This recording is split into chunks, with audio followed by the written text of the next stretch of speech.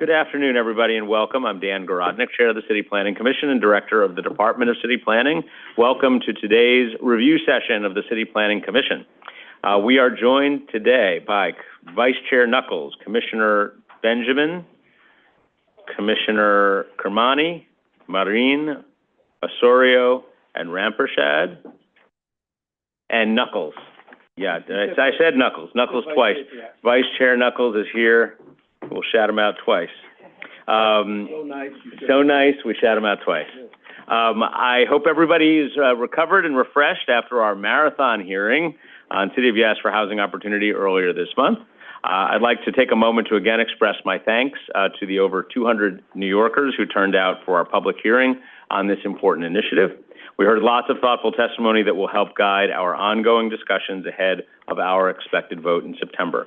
Speaking of new housing, the Department of City Planning's Executive Director, Edith Suchen, attended the groundbreaking for Star Hill Phase 2 in Morris Heights in the Bronx. This project was made possible by the 2018 Jerome Avenue Neighborhood Plan and will deliver 244 affordable homes and new publicly accessible open space in the Bronx. This project demonstrates how our neighborhood plans continue to pay dividends years after approval. Onward to the agenda for today. We're going to start on the South Shore of Staten Island with a proposal by the New York City Department of Environmental Protection. The agency is looking to enact a series of upgrades to existing buildings at the Richmond Avenue pumping station. From there, we'll head to Coney Island for a proposal to facilitate a new community facility building at 773 Neptune Avenue. The building would be home to a new high school and sit around the corner from the F train at Neptune Avenue, as well as about a half mile from Luna Park, the New York Aquarium, and the boardwalk. We've also got a few applications by the Landmarks Preservation Commission. We'll look at an interior landmark designation of Temple Court Atrium at 5 Beekman Street, only a few blocks from this hearing room in the Financial District. Now part of the Beekman Hotel, this is a rare example of a full-height interior skylighted atrium constructed as part of a late 19th century office building. Our next landmark up for review is the Brooklyn Edison building located at 345 Adams Street in downtown Brooklyn. Built between 1922 and 1926, this Renaissance Revival style office building is a testament to the technological advancements in electricity that fueled Brooklyn's growth in the early 20th century. Our final landmark and final new item for today is Frederick Douglass Memorial Park in Oakwood Heights, Staten Island. The park is the only existing non-sectarian cemetery founded by and specifically for New York City's Black community. Having opened in 1935, it provided a dignified cemetery for Black New Yorkers at a time when discrimination and segregation excluded them from other burial sites across the city. As I mentioned at the top, we will continue our discussion of City of Yes for Housing Opportunity and everything we heard at our recent public hearing with some follow-ups. So with that, Madam Secretary, I will turn it over to you. Good afternoon and welcome to the City Planning Commission Review Session for Monday, July 22nd, 2024. The time is 1:09 p.m. and a quorum is present. The first item on our agenda is a post-referral review of a non-ULURP modification of a previously approved special permit in Staten Island Community District 3. Presenting the project for the first time is Andrew Jones. All right, Andrew, welcome.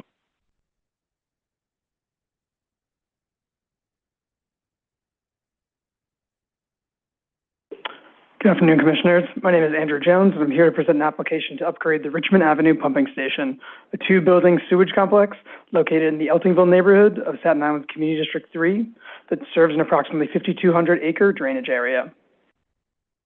This is a public application submitted by the New York City Department of Environmental Protection requesting a single action, a non-ULURP modification of existing zoning special permit pursuant to ZR Section 74734, which enables the Commission to, 1, permit the construction of a municipal sewage pumping station in a residence district, and 2, prescribe any conditions or safeguards to minimize the effects on the character of the surrounding area, such as fences, landscaping, and other screening devices. This action would facilitate a series of upgrades to the station that seek to enhance its capacity and longevity, including the installation of new HVAC, electrical, and water management systems, the broader rehabilitation of the two buildings, and the replacement of other site improvements, including the driveway and perimeter fence, among other changes. The station's roughly 80,000 square foot site is located at 10 Prohl Place in an R3-1 district within the Special South Richmond Development District.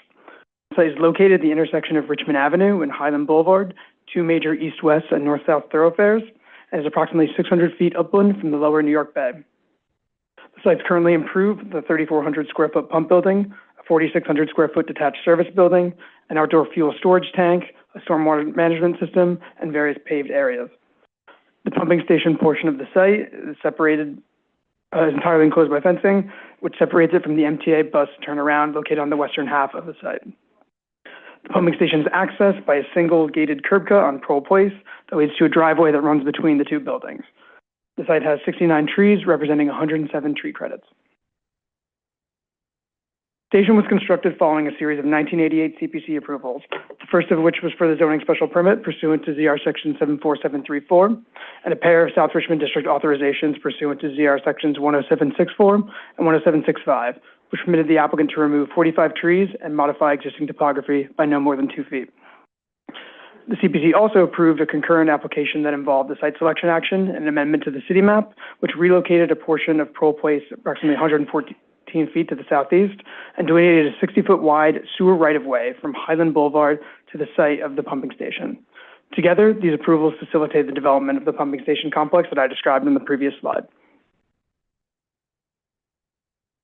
Currently, the applicant is proposing to construct a new flume chamber or below-grade vault that is used for metering wastewater flow to the southwest of the pump building, to install new main sewer pumps, flow isolation gates, and hoisting equipment in the pump building, to replace both buildings' electrical and HVAC systems, as well as the instruments and controls that are used to manage them, to replace the roofs and install rooftop solar panels on both buildings, and to replace the driveway, sidewalks, and other paved areas, perimeter fence, fuel storage tank, all within their existing footprints. As part of this work, all critical equipment will be raised above the design flood elevation to mitigate the risk of damage during major flooding events. The applicant proposes to remove 8 trees of 6-inch caliper or greater, all of which are located within 20 feet of an existing building's foundation, and to modify topography by no more than 2 feet to facilitate the proposed upgrades.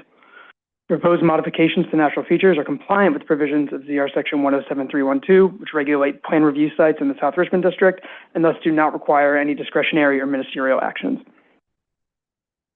As a result, the only action the applicant is requesting is a non-ULURP modification to a previously approved special permit pursuant to ZR Section 74734. The applicant states that while proposed changes would require some alterations to elements of the prior approval, they are broadly consistent with the underlying zoning regulations. The applicant also states that their proposal continues to meet the findings made by the CPC in granting the original approval. Specifically, they've noted that the pumping station is nearing the end of its expected service life and that these upgrades are essential to ensuring its future operational reliability. The station's sustainability and resiliency would also be greatly improved by the installation of solar panels and energy-efficient MEP systems, as well as the raising of critical equipment. The applicant also expects that these upgrades would increase the capacity of the pumping station from 10 million gallons per day to 13.84 million gallons per day, a roughly 40% increase. The applicant states that nearby sewers and treatment plants would remain capable of handling this roughly 3.8 million additional gallons of flow that could be generated by future growth and development in the area and then processed by the station. The application was referred to Staten Island Community Board 3 on June 10th. Following a public hearing held by CB3 Land Use Committee, the board opted to waive the recommendation, noting that the hearing was primarily held for informational purposes. This concludes my presentation. Thank you, and I'll take any questions. Great. Thank you very much. Let me see if there are questions for you.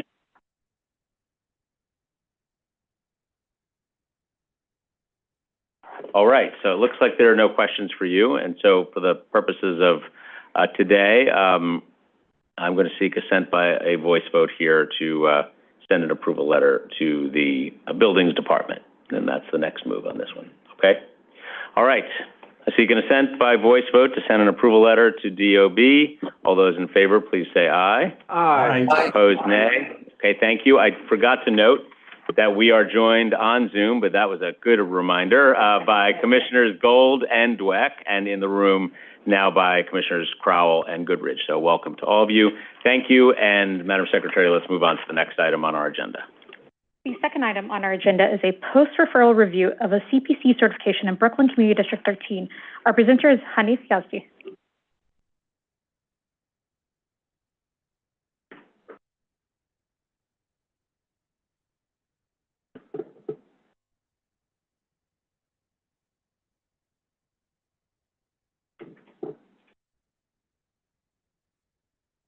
Good afternoon.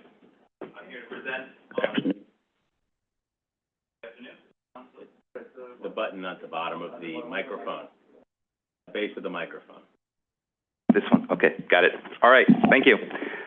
Good afternoon. My name is Hani Fiazzi. I'll be presenting today on 773 Neptune Avenue, all the way in South Brooklyn. This is a certification. The private application here today is by 773 Neptune Avenue QOZ LLC. They're seeking a CPC certification pursuant to ZR 11341, which we'll learn about later, allowing the underlying bulk regulations of the R6 zoning district to apply on a corner lot. This certification will facilitate the development of a new 4-story high school with approximately 30,000 square feet of community facility floor area. The application is located in the Special Ocean Parkway District, so we'll go into some background here about that district. It was established in 1977 in response to a growing number of community facilities in the vicinity and concerns about impact on housing and residential atmosphere. According to the SOPD rules, new community facility developments or expansions are restricted to comply with the residential bulk regulations of their underlying districts. There is, in addition, an SOPD provision within the zoning resolution that allows, by CPC certification, certain lots within the SOPD to be exempt from the SOPD bulk rules governing community facilities, and that's section 11341. The application is located in Coney Island, on the Coney Island Avenue neighborhood of Brooklyn, Community District 13, so that's kind of on the southern terminus of the SOPD, right close to the water there. The area surrounding the development is characterized by a mix of residential, commercial, and community facility uses. Surrounding buildings range from single-family homes to high-rise residential buildings. Major roads nearby include Neptune Avenue, West 6th Street, and Shell Road. As you can see here, all of those are wide streets at 120 feet in width. Some of the residential uses include a 8-story residential building, which is under construction. You can see that in yellow. Mixed-use buildings ranging from 20 to 24 stories. There's 2 to 6-story commercial office buildings, 1-story eating and drinking establishment, I believe it's a McDonald's, 2-story automobile dealership, self-service storage facility, the Cube Smart there. There's a house of worship nearby. You can see the MTA's Coney Island yard to the north, and there's an NYPD shed. You can see the NYPD shed right next to the purple there, which is marked by the school. The area is well served by public transit. There's the F train at the Neptune Avenue station nearby, and the B68 bus providing local service along Neptune Avenue. That F line runs all the way up to downtown Brooklyn. It takes about 30 minutes to get there. The development is in an R6 zoning district within the Special Ocean Parkway District, as I mentioned earlier. R6 is a medium-density district with bulk regulations, including height factor and quality housing regulations. For community facilities, the maximum FAR is 4.8. That's outside the SOPD. So typically, community facility FAR in an R6 is 4.8 outside the SOPD.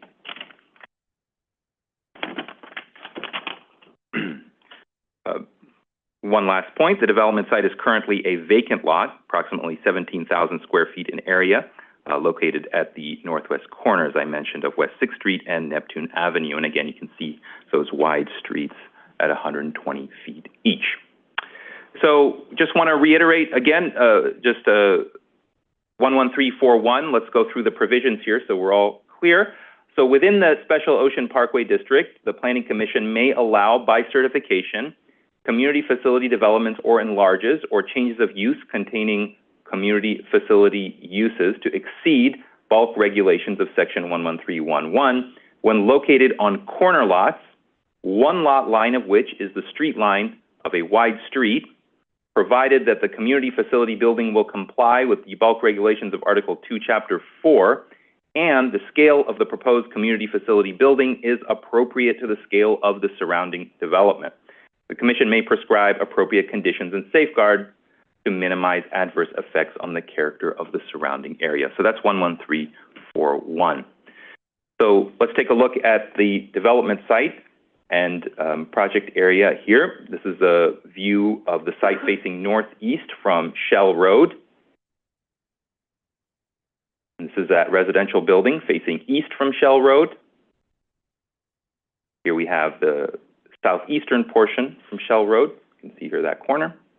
This is a view of Neptune Avenue facing west from West 6th Street. You can see the project area and development site on the right. Here's a view from that corner. You can see that NYPD shed. This is directly underneath the F train line. And again, directly underneath the F train. Here's another view of the NYPD shed adjacent to that site. You can see it boarded up in green. This is a view facing away from the site, facing along West 6th Street, facing east. And finally, here's just another view from the east facing west of the site. The proposed development is a 4-story high school with a cellar for the gymnasium, but we'll get into that a bit later. Want to kind of reiterate some of the particulars of this rule and how it applies to this site. So within the Special Ocean Parkway District, community facility buildings in an R6 zoning district are governed by the residential regulations, which limit the FAR to 3 within 100 feet of wide streets and 2.2 FAR beyond 100 feet of wide streets. That's ZR 11311. Pursuant to 11341, a CPC certification would allow the corner lot portion of the development site maximum FAR of 4.8 for community facility use. The zoning lot includes Lot 1, you can see that on the left-hand side there, that larger one, which comprises portions both within and beyond 100 feet of a wide street, which allows a residential FAR of 3 and 2.2 FAR respectively, also includes Lot 50. Lot 1 is currently being developed with an 8-story as-of-right residential building that will contain about 186,000 square feet of floor area, so that's 2.61 FAR. The certification would allow for approximately 13,000 feet of additional community facility space. The total FAR for the community facility space will be 0.43. Additionally, ZR 7722 allows for an adjusted maximum FAR to apply to the entirety of the zoning lot.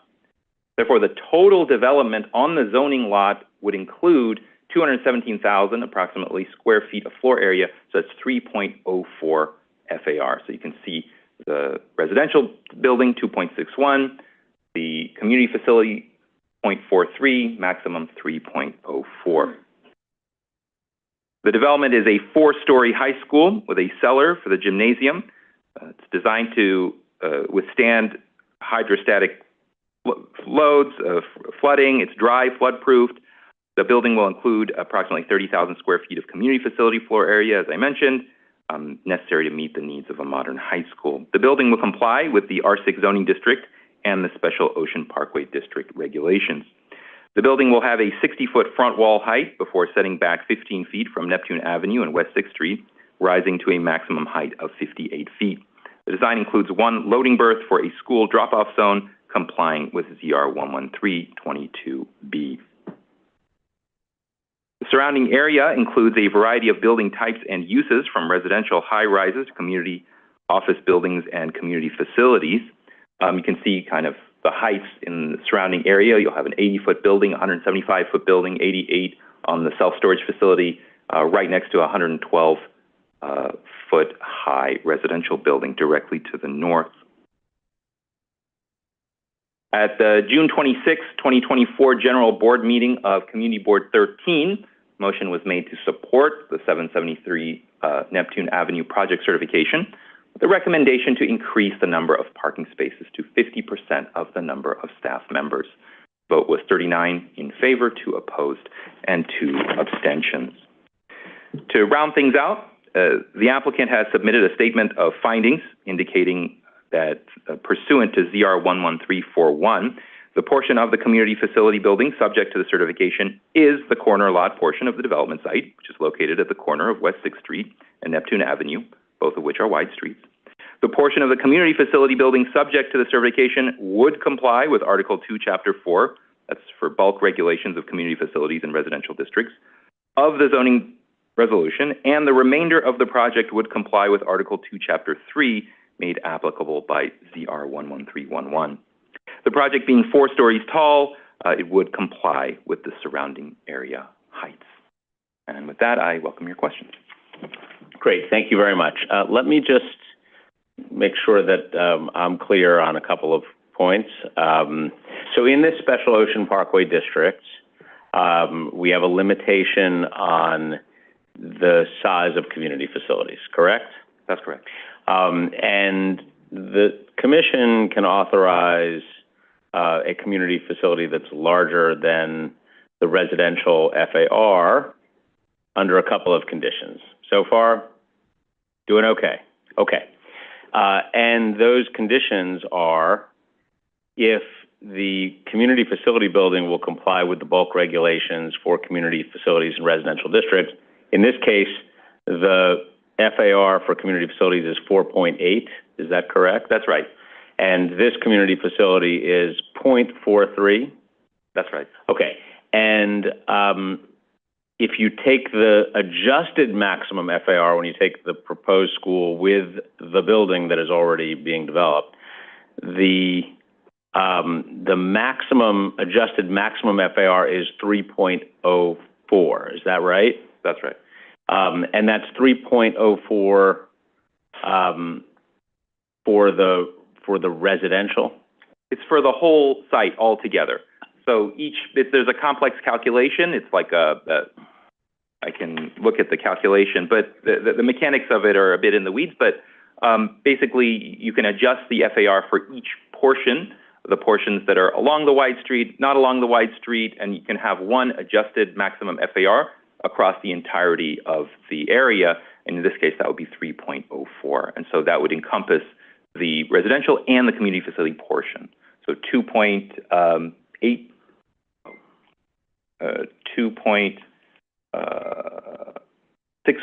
for the residential, 0.43 for the community facility, together 3.04. Okay, so it's a little bit over the residential FAR, but well below what is the max community facility FAR. So we're really 0.04 over what is the residential FAR, correct? That's correct, yeah. So that really is the portion that we're talking about here at the commission, the 0.04 above the residential FAR.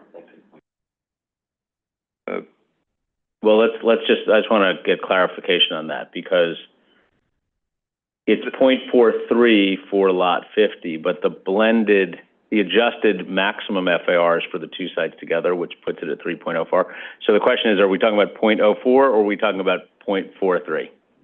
It's the 0.43 that is sort of additional, because the certification will allow 13,000 square feet of additional community facility floor area, so that the 0.43 is the additional floor area that is needed here. Okay. And that would accommodate kind of a sort of larger facility within the school, like a cellar and other elements there. Hi, sorry, I hope I can help clarify. It's a little bit of both, right? It's really that the underlying community facility FAR that would be permitted in the R6 district had it not been within the SOPD allows them to get on the full zoning lot to the 3.04, because they can basically spread that FAR across the zoning lot.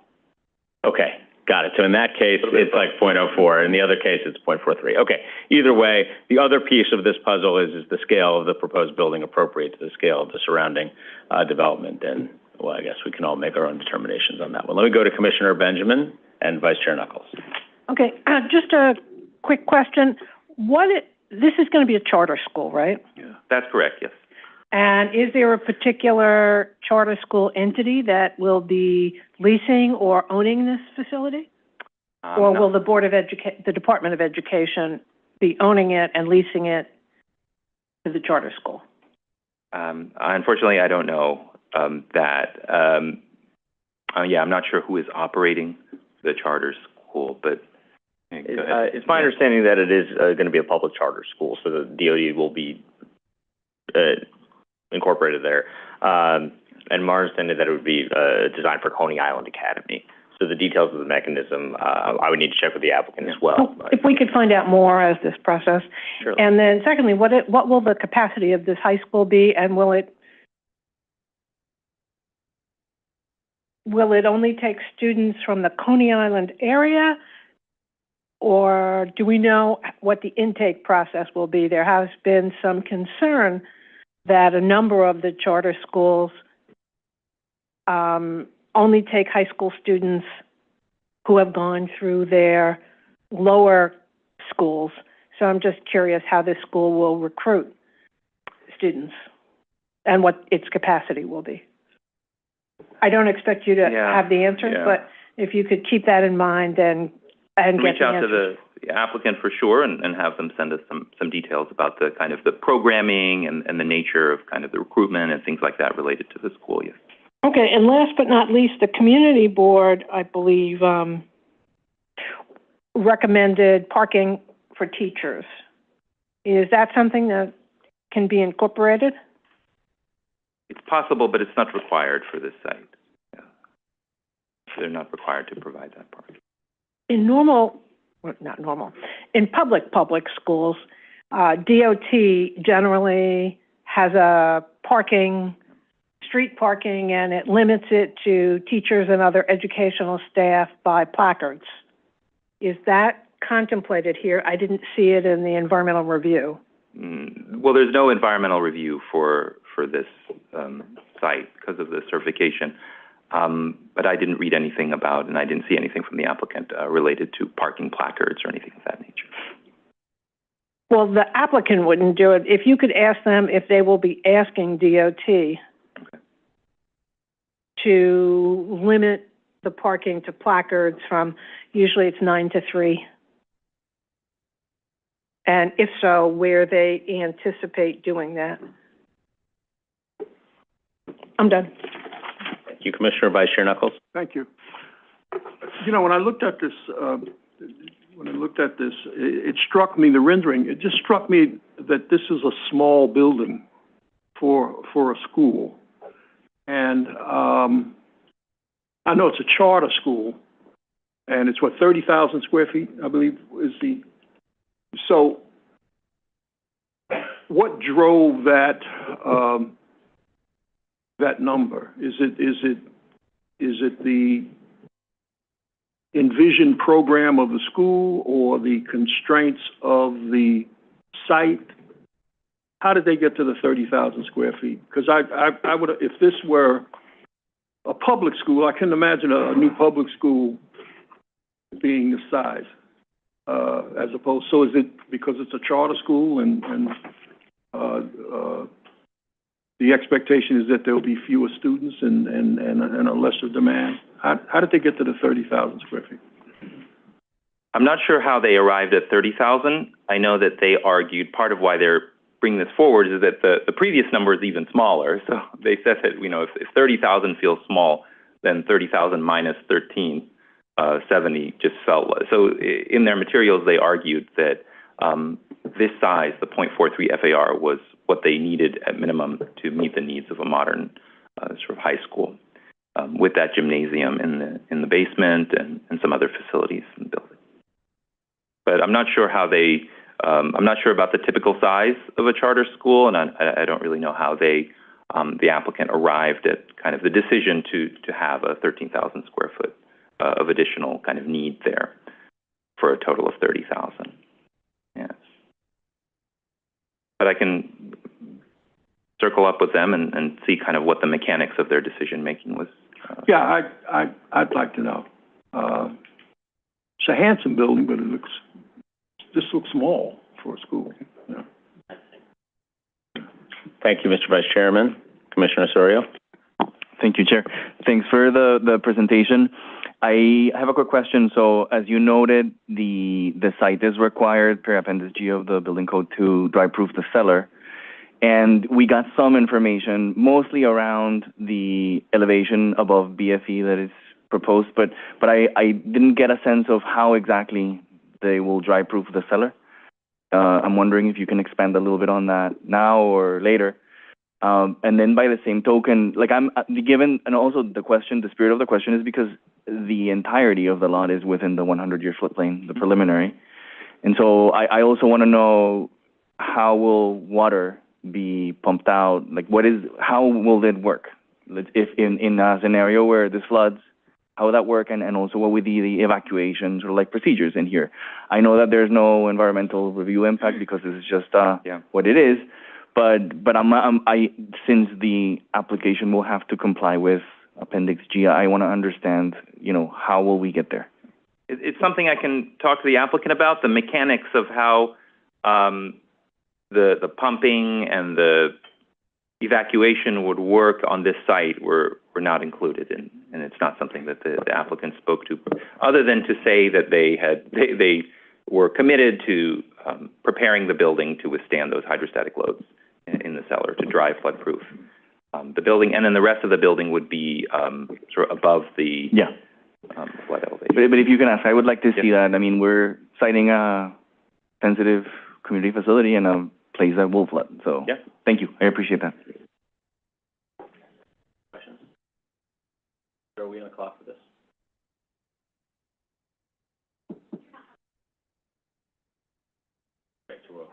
Okay, we're going to get you the answers to some of those questions, and we'll bring it back.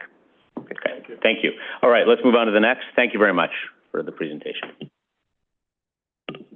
Okay, the third item on our agenda is a pre-hearing review of a city map amendment in Brooklyn Community District 5. Our presenter is Abraham Abreu.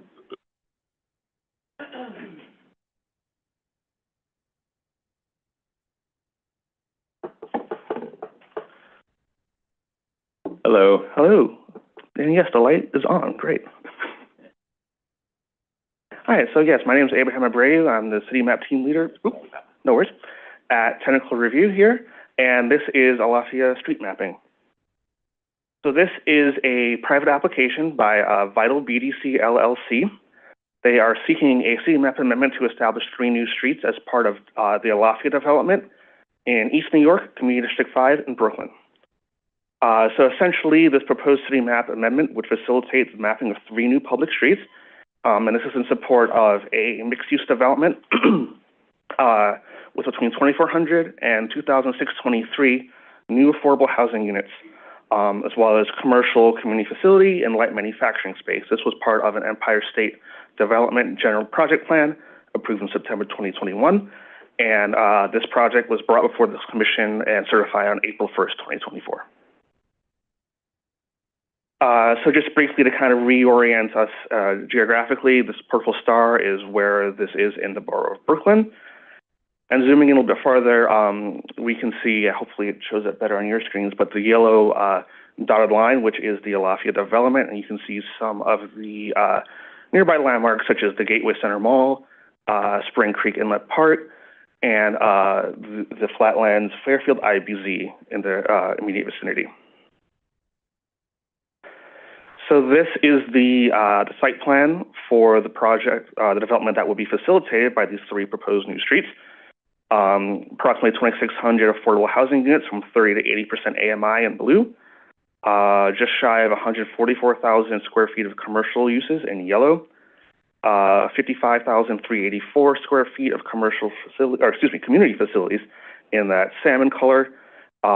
Just under 30,000 square feet of light manufacturing in purple, concentrated in that purple manufacturing building just south of the Central Park. They also are planning a 1-acre urban farm on the southern border with Seaview Avenue and 4 acres of public open space in total. So as far as the actual action being requested of the commission, the applicant will propose to map 3 new streets going from the northern end of the development to the southern. First, we have Abule Avenue, which would be a 50-foot wide map width, running approximately 749 feet from Erskine Street in the west to Fountain Avenue in the east. About 2/3 of the way down, we have the proposed Vital Avenue, which would range from 50 to 60 feet wide, depending on the segment, and that travels about 1,132 feet between Erskine Street and Fountain Avenue. The last of the 3 proposed streets in this application is Field Drive, which will run from the north, the proposed Vital Avenue, heading south to connect with the existing Seaview Avenue. It would be a 57-foot wide map street, and that distance would be about 238 feet. All three of these streets would be two-way streets, and they would be public streets under city ownership and DOT maintenance. Where we are in public review so far, Brooklyn Community Board 5 held their hearing on this project on May 22nd, and by a vote of 32 in favor, 0 against, and 1 abstention, the board issued a conditional favorable recommendation. They had several requests in their recommendation, including that the development partners be communicative throughout the development process, all phases, that all changes in traffic patterns and pedestrian flow be communicated with the board in advance. They requested cooperation from the development team to ensure that all agencies involved make provisions and use all relevant measures of communication and notification, again, to address pedestrian safety and overall residential quality of life. And finally, that sensitivity / recognition be afforded to the existing residents of the area, since there have been multiple construction projects in the vicinity. As far as the borough president issued a conditional favorable recommendation on this project on July 3rd. The only condition in that was that the applicant continue to work with the local stakeholders to consider alternate names for Vital Avenue and Field Drive. And that is the city map amendment application, so I'm happy to take any questions. Great, thank you. Well, we're going to pick this up for a public hearing on Wednesday. Wednesday, correct. Any questions before the applicant is here? Commissioner Benjamin? Yeah, just a quick question. Sure. Do the streets have to be completely finished before the TCO is issued? I am not sure on that one. Okay, my concern is, could the development be built before the streets are actually open? That's my concern. So if you could talk to the applicant about that and get back to me, that would be great. Yeah, so that is a very good question, so yes. Okay. Okay, thanks, Commissioner. We will pick this one up on Wednesday. Thank you very much for that. Thank you. Great. Okay, let's move on to the next. Okay, the fourth item on our agenda is a pre-hearing review of an acquisition in the Bronx Community District 6. Our presenter is Yafet Shefer-Sol. All right, welcome. Good afternoon, everyone. Good afternoon. Ooh, I liked it. Good response.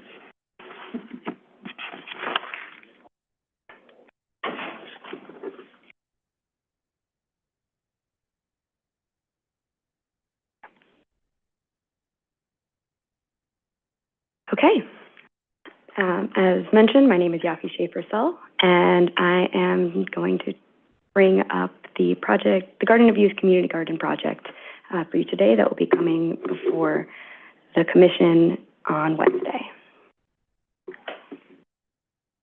As a refresher, this application is for the acquisition of 2 properties by the city, lots 32 and 33 on Block 3097, located in the Belmont neighborhood of the Bronx Community District 6. The NYC Department of Parks and Recreation and DCAS are requesting this acquisition to preserve the site as one of the community's local community gardens, known as the Garden of Youth, located at 748 East 182nd Street. The project site consists of these 2 lots, lots 32 and 33, on the southwest corner of the intersection between East 182nd Street and Prospect Avenue. As you might remember, the city originally disposed of these properties as part of an urban renewal area back in 1982. Since the developer Quarry Crotona Homes never developed either site, one of the lots, being Lot 33, was transferred to Crotona Community Coalition in 1992 so that it could be developed into a community garden, and the Garden of Youth has occupied the site ever since. The coalition wants to give the property back to the city so that the community garden can officially be recognized as a Green Thumb community garden. As such, the community garden would receive the funding and support necessary to implement some needed capital improvements to the site. Although Lot 32 is technically still owned by the original developer, it has been used by the coalition as part of the community garden.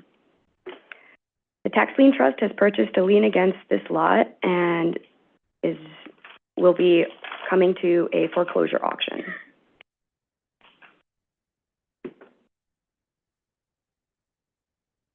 So, as you might remember, this application was certified back in May on the 13th.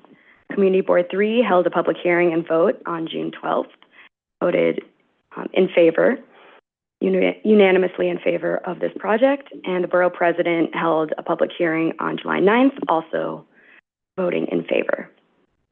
As I mentioned before, it will be coming before the commission at the public hearing on the 24th. All the information I have for you at this time. Great. So we'll pick this up on Wednesday. We're going to start with Commissioner Marin. Thank you, Chair. Jeffrey, you mentioned that there's a foreclosure action on the parcel. And what does that mean? I could only surmise, but what does that mean in the event that the foreclosure does go through and this lot gets sold to somebody else? So the applicant just updated me, sent an email about the foreclosure auction, and it has actually taken place. And somebody did put in a bid for the lot, and the applicant will be able to fill in further details on Wednesday as to how they're planning to move forward. But the general census is that the Parks Department is interested in negotiating and working with the winning bidder. The winning bidder, and they are, as far as it seems, willing to talk about. And I'm sorry if I missed it. So did the auction actually happen, and the winning bidder put in the winning bid, and they've secured the lot? Is that where we are at this point? It's in the process. It's in the process. Yes. So it hasn't closed officially. Correct. Down payment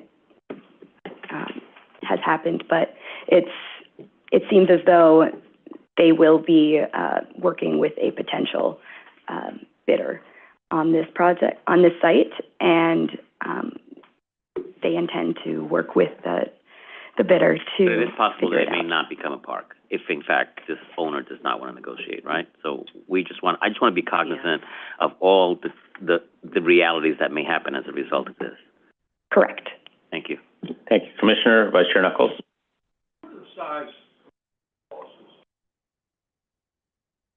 So lot 33 is the larger of the two lots. I don't have the dimensions on my paper right now, but the lot 32 is the much smaller lot that essentially has been used as extra space for the community garden. Right now, it's basically a continuation of the property. Technically, it is two lots, but has functioned as an adjacent property that they use for storage as well as functioning community garden space. I could get you more specific details if you would like to see the site's size. Okay. Thank you. I would. Thank you, Mr. Vice Chairman. Okay, great. Commissioner Osorio. Thank you, Chair. Thank you for the presentation, and thanks so much for the materials. It's really interesting to see the history of this this interesting initiative. I have two questions. The first question is, so it sounds like it would be really beneficial for the garden to be able to access the additional resources that, advancing the program will provide. But I'm wondering, if you can explain a little bit, what could actually be done to protect, or whether the garden will be protected in perpetuity. Once this becomes city property, is there anything that precludes the city from, redeveloping this in some other way? As far as I have understood this project, it is currently owned by the coalition, so they are functioning in their interest to maintain it as a garden. It is within partnership with Green Thumb, so they do receive some resources, but in order to do the full infrastructure developments that they want to do and, fix the water and soil, they need to officially have it under their care. And once it will be a property from the Parks Department, and I'm not aware of any plans that they might have to change the purpose of the site, it should function as any other Parks Department facility. Thank you. I'm just wondering if that could be formalized somehow, you know, if as part of the acquisition, there's a commitment to do that.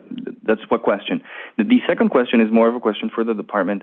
You know, in looking at the other side of 182nd, there seems to be a vacant, what Pluto shows as vacant land, but it's actually two city-owned lots that are being used for parking. And so I wanted to know if if they can be, I mean, from the materials, this sounds like this garden is a huge success. And it's been for a while, and the other garden across the street seems to be also doing great. And so I'm wondering if that's actually potential to expand them. And so I'm wondering if you know, what are sort of like the plans for those vacant lots across the street? While talking to the Parks Department, it seems as though the coalition has had their hands full with the garden in its current size, but they have not spoken to me about any plans to expand, but it's definitely an interesting idea that we can definitely see if the Parks Department wants to discuss more. Thank you. Yeah, I would recommend looking into potential area of expansion there. Thank you. Thank you, Commissioner. Commissioner Benjamin? Hi, thank you very much. I have some questions about how the lot got into city ownership, and if it's in city ownership now and it's being auctioned, why do we have an acquisition? It's not currently owned by the city. The liens were sold to the trust. Correct. But if the liens were sold to the trust, how is it that that small property is being auctioned by the city? Trust is probably auctioned. Yes. The tax lien Oh. trust auction. Let's pose the question. Go ahead, Gail. So If we want the applicant to answer the question on Wednesday. yes, I'd like to understand more about the tax lien trust and how it came to have a tax lien. Okay.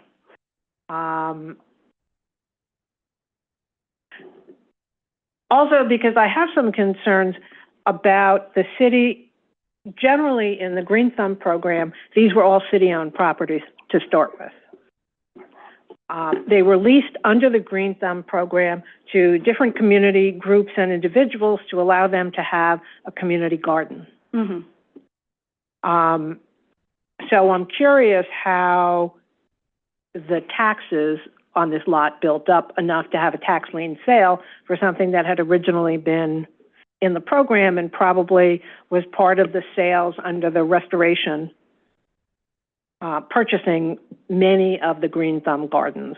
So if you could get from the applicant, the Parks, a history of how this lot, these two lots came to be where they are today, and who is paying, since the city is acquiring it and the descriptions seem to suggest we're acquiring it so that we can pay for these amenities that would happen on this lot. Is that the sole reason we're proposing to acquire it, so we can use city capital dollars to do this? So if I may just provide a little bit of context here, and the applicant can fill you in on more details on Wednesday. But these properties were originally part of the urban renewal project, and they were given to the developer for housing. They determined after the sites were given to the developer that the sites were not actually conducive to developing housing. So they were left basically out of use, with the developer deciding we're not going to do this. And then it was then given as, decided that it would be used as a community garden. So technically ownership-wise, it was given, one lot was given, the majority of this lot was given, lot 33 was given to the coalition so that they could do the community garden, and it would function as the community garden. I am not exactly sure how the history of Green Thumb would have been different, if how many other properties are part of urban renewal development plan before they became community gardens, but it has been functioning as the community garden since 1992, and it is essentially the reason that they are trying to acquire this property is to protect it for the future, to make sure that it does not change into something else. Some other developer will not come through and decide to do something else with this lot. It's protecting the future continued use. So that, and it also has the additional benefit of being able to have these improvements to the water source, hydrants, fencing, all of those things that the coalition was not able to do. And that the city is going to pay for? The city will be supporting the community garden financially with the resources that they have, yes. As far as I understand, yes. They will be taking ownership of this, and they will be contributing resources, although the city is not the only contributor to this community garden. There are once many it's others. city-owned property, there's a limit to what other people can do. Correct.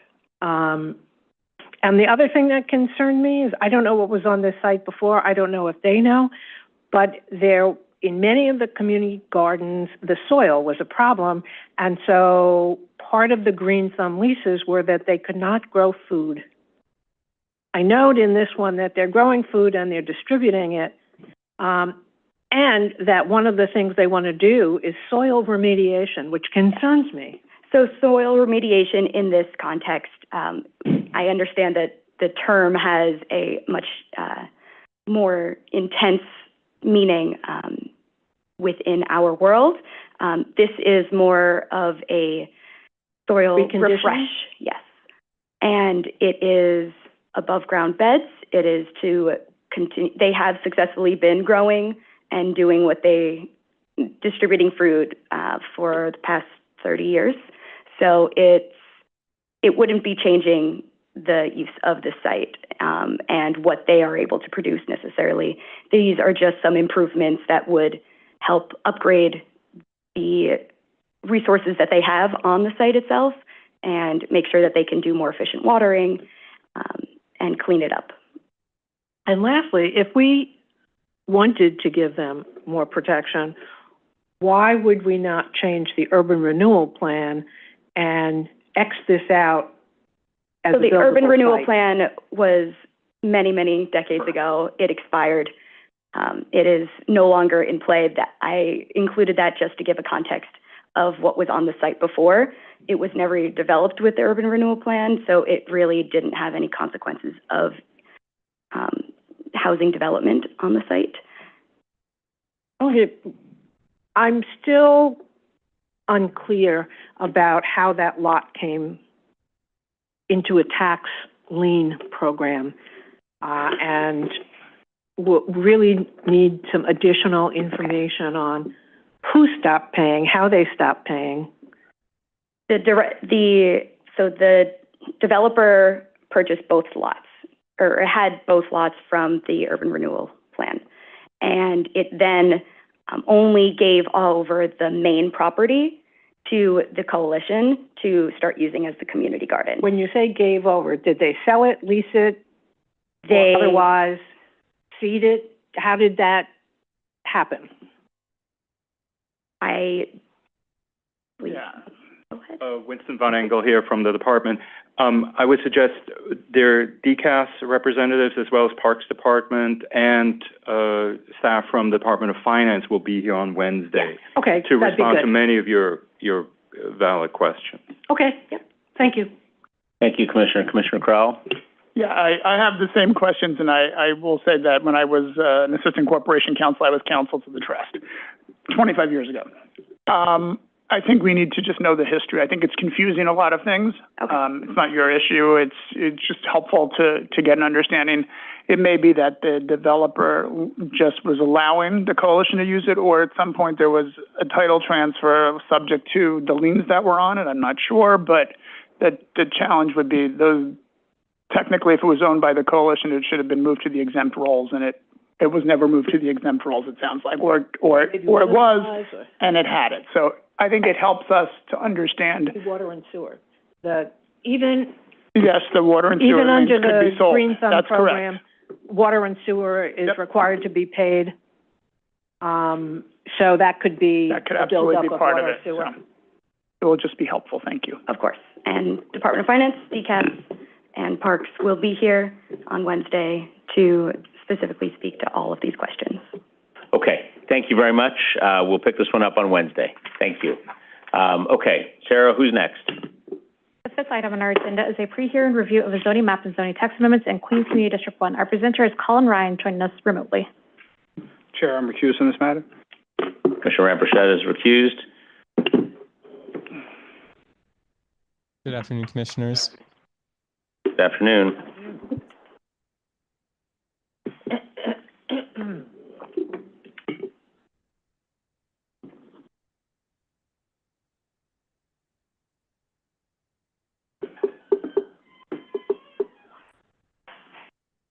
This is a pre-hearing item for 21st Street rezoning. Next slide, please.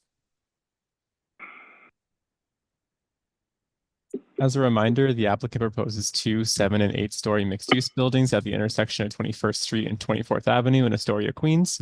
The 2 buildings would approximate 99,000 square feet of floor area, 15,000 square feet of that floor area being commercial space on the ground floor between the 2 buildings. There would be a total of 92 dwelling units, of which 28 would be made permanently affordable. 41 parking spaces are proposed to be accessed via a curb cut on 24th Avenue for both developments. Next slide, please. To facilitate this development, the applicant proposes a zoning map amendment to change from an R5B and R5D C13 district to an R6A C14 district, indicated by the dotted black line on the image on the right. According to the applicant, this rezoning is appropriate because of the intersecting wide streets that front the project area, as well as proximity to transit and open space. The boundary of the project area was expanded to promote continuity along 21st Street, a major corridor in this neighborhood. Next slide, please. On May 21st, 2024, Queens Community Board 1 voted 30 in favor and 3 against a recommendation of approval with conditions, with a condition to increase the 2- and 3-bedroom unit count.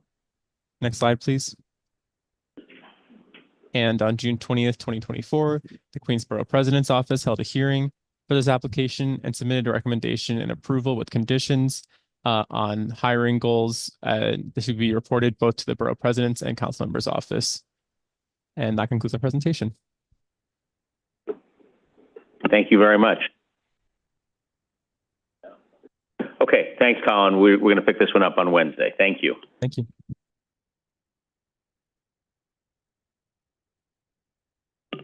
Okay. The sixth item on our agenda is a pre-hearing review of a special permit in Manhattan Community District 4. Our presenter is Abigail Ryder. Welcome.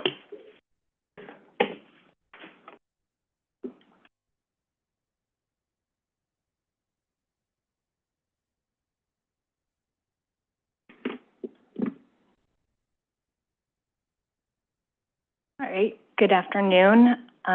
This is a pre-hearing presentation for a private application at 343 West 47th Street for a demolition special permit.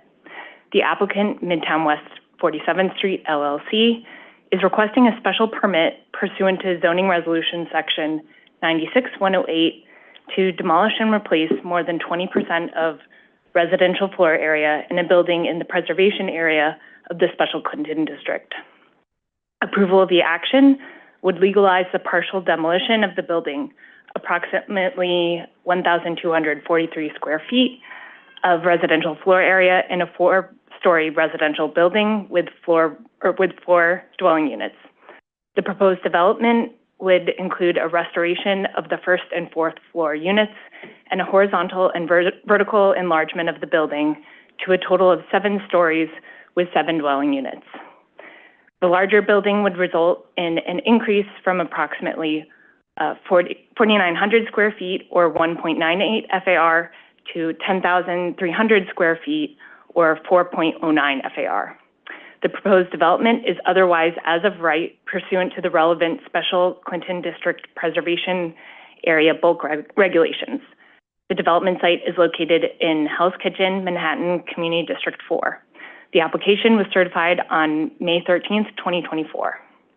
As a very brief reminder, the Special Clinton District was established in 1974 with a goal of preserving and strengthening the residential character of the community by rehabilitating the existing and housing and retaining affordable rent levels. A prohibition was placed on the demolition of residential buildings in the preservation area. The preservation area is outlined in red on the map of the Special Clinton District shown on this slide. As part of that effort, ZR 96108 prohibits the Department of Buildings from issuing a demolition permit involving more than 20% of residential floor area without a special permit issued by the CPC. This is the first application seeking a special permit under ZR 96108. The applicant has owned the building since 2017, and the building has been vacant since January of 2019. The Department of Buildings issued work permits in 2019 and 2020, including a partial demolition permit. And in 2021, DOB issued a stop work order. On June 5th, 2024, Manhattan Community Board 4 voted to approve with conditions the application with 39 in favor, 0 opposed, and 0 abstaining. The Community Board outlined several conditions, including executing an agreement with the adjacent property owner, 341 West 47th Street, prior to the CPC hearing to repair damages caused by construction at 343 West 47th Street. Another condition was to schedule and complete pest abatement for rats and insects at the adjacent property.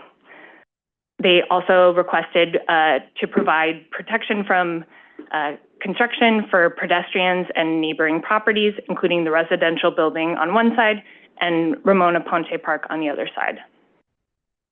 Other conditions for construction include identifying construction representatives and contacts for the community board and neighbors for communications, negotiating an access agreement for residents at the adjacent property, and specification of the sidewalk shed. Additionally, the applicant was asked to provide more detailed plans for their building cellar space, unit layouts, and excavation plans. In its recommendation letter, CB4 attached a letter it received from the owner of 343 West 47th Street, agreeing to the conditions outlined by Community Board 4. On June 28th, 2024, Borough President Mark Levine submitted a waiver of recommendation for this application. In an attached letter, the Borough President explained that he waived his recommendation period in the interest of the CPC reviewing the application as expeditiously as possible, which would enable the building owner to address ongoing quality of life concerns. The Borough President submitted a separate letter recommending approval of the application. That concludes my presentation. Happy to take any questions. Commissioner Marin. Thank you, Chair. Just two questions for, I guess, clarity. One is, when you're filing a building at the Buildings Department and you have an adjacency, you're supposed to submit an existing condition survey on the adjacent property in the event that you create any issues for that adjacent property. Was that not done in this instance, and those conditions identified before construction started? I'm not aware, but I'll take down that question for the applicant. That would be really interesting, because that's on the DOB. So if the DOB is issuing a demolition permit, they should be insisting on an existing condition survey, which is part of their requirement. Then my second question is based on the fact that you said excavation. So are they enlarging the building horizontally at the rear? Is that what they're doing as well? I don't know if I have the exact details for that. Thanks, Commissioner. Andy Cantu, Manhattan office. There is a small horizontal excavation in the rear to allow for ingress and egress to the basement. Okay, so I'm just questioning what the DOB did there, because they're supposed to be, on their part, the requirement of having the owner or the person who's doing the work document and submit. In the event there's a neighboring argument, that you can say, well, that crack existed before I started the work. So if we could find that out, that would be greatly appreciated, because if that's the case, then there must have been a miss somewhere, and we'd like to identify where the miss is so we can correct it. Okay. Yeah, we can definitely have the applicant address that on Wednesday. Okay. Thank you, Commissioner. Commissioner Goodrich?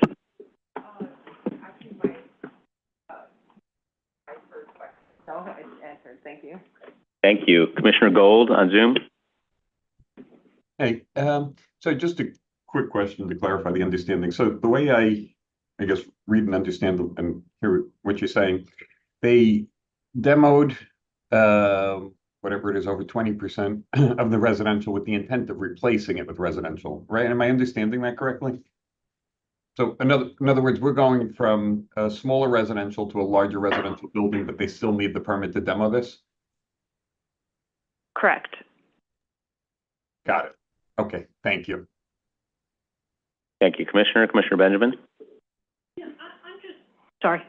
I'm just wondering, before the originally issued building permit, was this building tenanted? It's been vacant since 2019. It was tenanted prior to that.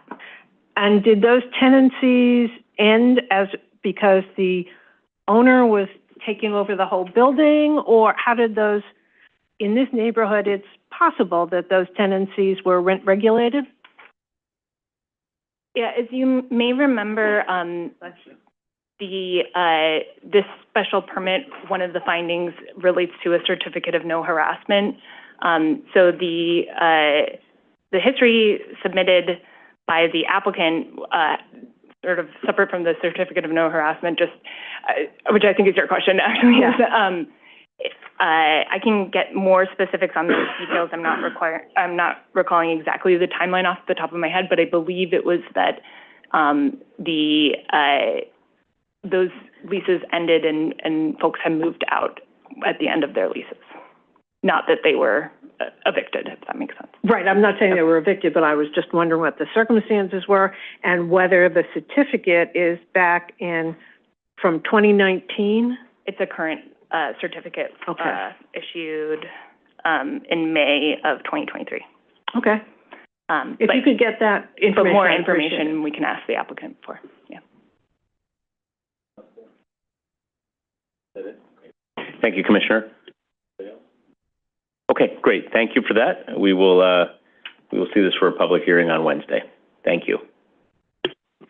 Okay. The seventh item on our agenda is a pre-hearing review of a UDOT designation, project approval, and disposition of city-owned property in Manhattan Community District 10. Our presenter is Trevor Lovitz. All right, Trevor, welcome. Good afternoon. The following is an application for an urban development action area designation and project approval by HBD to facilitate a new 100% affordable housing development and replacement facility for the Malcolm Shabazz Harlem Market in Harlem, Manhattan Community District 10. This project was certified by this body on April 15th and is now returning this Wednesday for a public hearing. HPD is proposing to dispose of 4 contiguous, unimproved city-owned lots, which form today's Harlem Plaza African Vendors Market on West 116th Street between Malcolm X Boulevard and 5th Avenue. The 4 lots, which form an L-shaped through-block zoning lot, would be conveyed to the project sponsor, Shabazz Preceded Management, which will redevelop the vendor market into an enclosed, modern facility on the ground floor of the proposed development. Above the new vendor market podium will be 2 9-story residential towers containing 109 income-restricted housing units. The bulk of the proposed development would be as of right pursuant to the underlying C45X zoning district. 47 vendors are present in today's market, which has been operated as a nonprofit business incubator for entrepreneurs of African origin on the city-owned lots since 1994 by the Malcolm Shabazz Development Corporation. During the construction period, 36 of the vendors will be relocated to another vacant city-owned lot on the same block. 11 Taylor vendors whose business is referral-based will be relocated to a retail storefront in central Harlem. The replacement market will feature 60 vendor booths. and the 109 income-restricted housing units will feature an affordability mix pursuant to HPD's extremely low and low-income affordability term sheet, also known as ELA. On June 6, Manhattan Community Board 10 voted to approve the application at General Board by a vote of 26 in favor, 1 opposed, and 1 abstaining. In their resolution, CB10 requested that the project sponsor commit to local hiring, raise awareness in the community of the affordable housing opportunities this project presents, and that the development team provide periodic updates on the permanent relocation strategy for the Taylor tenants. On June 10th, the Office of Manhattan Borough President Mark Levine recommended approval of the application with conditions. The PB's office requested that the applicant demonstrate vendors' buy-in for the project, commit to local hiring, and work with local service providers to connect with and inform area residents in need of housing. And finally, that the applicant provide consistent updates on the status of the storefront relocation strategy for the tailoring tenants. This concludes my presentation. I'm happy to take any questions. Great, thank you. Commissioner Goodrich? Can you talk a bit more about, like, you mentioned the relocation of tenants? Right. Are they, just to clarify, are you talking about commercial tenants or residential tenants? All the tenants present in today's markets are the vendors. There's the vendors. Okay. 47. Are they local? Do you know if they are local small businesses, or is it like a large supermarket?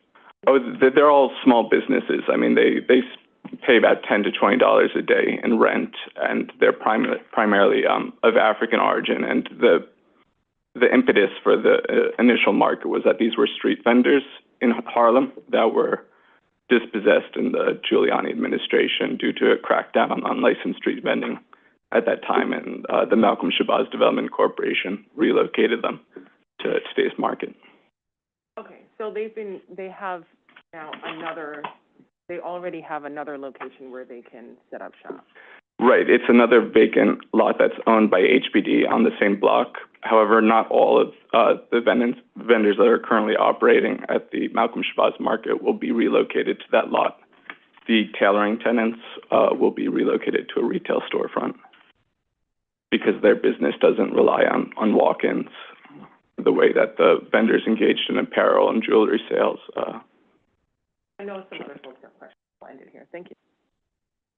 Thank you, Commissioner. Commissioner Osorio? Thank you, Chair. Thank you for the presentation. I wanted to bring us back to some of the questions that came up when we certified this. I specifically am interested in two. One was whether the vendors were involved in the design. I think you were going to follow up a little bit in terms of what has been the process of engagement and to what extent would they actually have been part of the decision-making toward the configuration of the new site. And then the other question was about the standards, energy efficiency, whether, given the scale of this, there was any possibilities for net zero or any type of, passive house in the proposal. I don't know if you've been able to find out more on this. I know that there's some questions associated with that coming from the Manhattan Borough President, but let me stop there and see what you think. Sure. Thank you, Commissioner Osorio. To your second question, I believe this proposed development, the design, as referred out, would meet passive house design standards. And I believe it received a recognition from NYSERDA for its clean energy and energy efficiency standards. And the applicant, I'm sure, will be delighted to speak more to the specifics of how the proposed development will incorporate sustainable design elements. We did flag your question that you raised at certification to HPD and the project sponsor, and my understanding is that they're prepared to speak to that question this Wednesday, and I'll let them do that. Thank you. Fair enough. Thanks so much. Okay, great. Thank you very much. You'll see this one again in a couple of days for a public hearing. Sarah, let's go to the next one. Okay. The eighth item on our agenda is a pre-hearing review of a zoning map and zoning text amendments and special permits in Manhattan Community District 9. Our presenter is Audrey Walks. All right, welcome. Thanks. Good afternoon, Commissioners. This is a private application for a zoning map amendment, zoning text amendment, and two special permits to facilitate the development of a mixed-use building in West Harlem, Manhattan Community District 9. The development is roughly bounded by West 137th Street to the north, 12th Avenue to the east, West 135th Street to the south, and the Henry Hudson Parkway and Amtrak Railroad right-of-way to the west. The applicant is proposing a 7-story, approximately 53,500 square foot development built to a 4.46 FAR. There will be about 7,400 square feet of commercial space and 700 square feet of community facility space on the ground floor. And then floors 2 through 7 would comprise residential space and host about 60 units, 15 to 18 of which would be MIH at 60 to 80% AMI. And the 6th and 7th floors would cantilever over the Amtrak Railroad right-of-way, and these floors would be situated about 33 feet above the active Amtrak Railroad line. To facilitate the proposed development, the applicant is requesting a number of actions, and I will go through each one. The first action is a zoning map amendment to rezone the existing M11 to an R72 district with a C24 overlay. The new R72 C24 district would allow for a maximum building height of 135 feet, a maximum residential FAR of 3.6 in the area zoned R72, a maximum residential FAR of 4.6 in the area zoned C24, and a maximum commercial FAR of 2, and a maximum community facility FAR of 6.5. The second action is requesting an amendment to Appendix F to map mandatory inclusionary housing on the project area.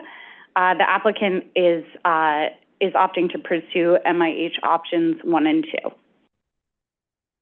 The third requested action is a zoning text amendment to amend the text of Article 10, Chapter 4, Appendix A of the zoning resolution to add the project as an other area within the special Manhattanville mixed-use district. The fourth requested action is another zoning text amendment to amend ZR 10460 to allow a special permit to modify the applicable bulk regulations, except FAR regulations for developments within or over a railroad right-of-way.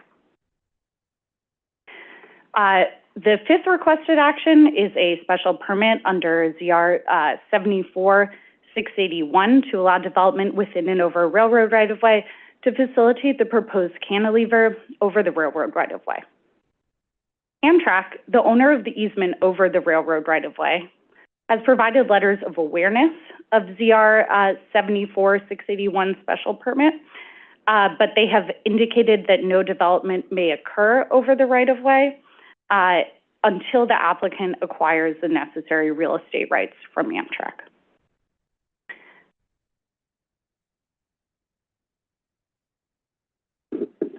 Lastly, the applicant is requesting a second special permit pursuant to a modified ZR. Lastly, the applicant is requesting a second special permit pursuant to the modified ZR 10460 to allow for the following bulk modifications. In the rear yard, pursuant to ZR 2347 and 3550, a 30-foot rear yard is required above the first story beyond 100 feet of the west 135th Street frontage. And for regarding lot coverage, per ZR 23153, under the Quality Housing Program, buildings are allowed lot coverage of 65% beyond 100 feet of the intersection at the west 135th Street frontage.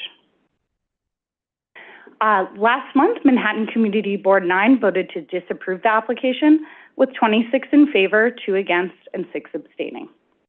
Key concerns included, but were not limited to, the habitability of the proposed developments by potential residents, given its location in the floodplain, its E-hazardous designation in the environmental review study, adjacency and cantilever over the Amtrak tracks, and proximity to the West Side Highway and the natural gas pipeline compressor at 135th Street and the Hudson River.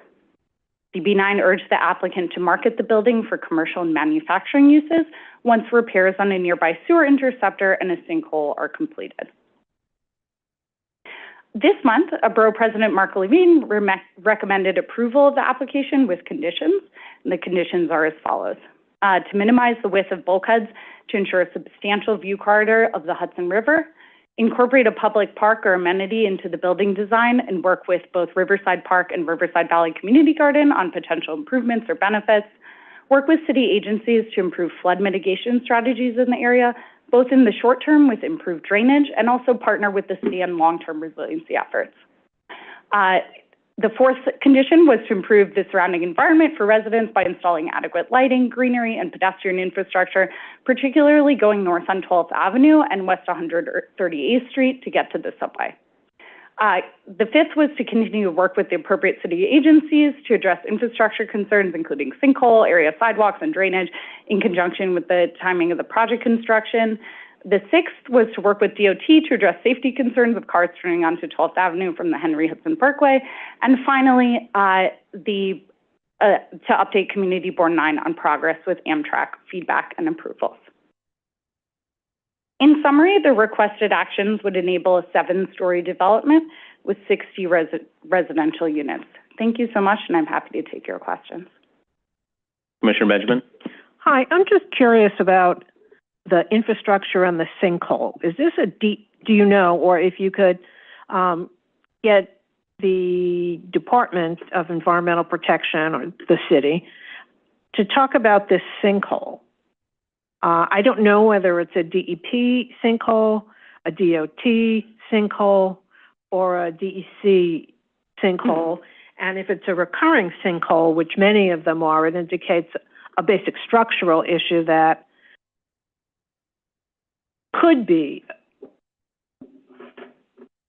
exacerbated by the nearby construction. So I'd like to know a little bit more about the causes of the sinkhole and what the current plans are to remedy it on a long-term basis. Thank you for your question. I don't have all of that information in front of me right now, but the applicant will be here on Wednesday to answer any questions regarding the sinkhole and various ways that they intend to, resolve that.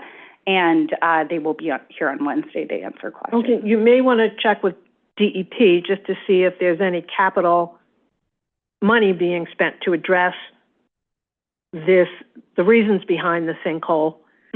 And because of the low elevation, whether in fact there's some kind of backflow issue. Thank you for the question. We also spoke with DOT about that sinkhole. We didn't get into too much about the causes, so we can get that more information on that. But they did share plans with us about improvement to that street, including repairing the sinkhole, in addition to improvements related to adding bike lanes and other things on the street on 12th Avenue. Right. Although part of that question would be sometimes when DOT is repairing a sinkhole, they don't go down to the substructure and repair the concrete itself, and instead they just put new layers on top of it so the sinkholes reappear depending on the reason for them. If it's a DEP sinkhole, then it's about water underneath, and so repairing the top is not going to do anything for them in the long term. Absolutely. So that's we'll ask for the information. Okay, thank you. Vice Chair Knuckles. Yeah, in the briefing document, it indicated that that the developers were waiting a sign off, I think, from Amtrak about the cantilever. Have they actually gotten that at this point? Has there been a response? No, so Amtrak is aware of the project, and that is the extent of what they will be giving in terms of approval.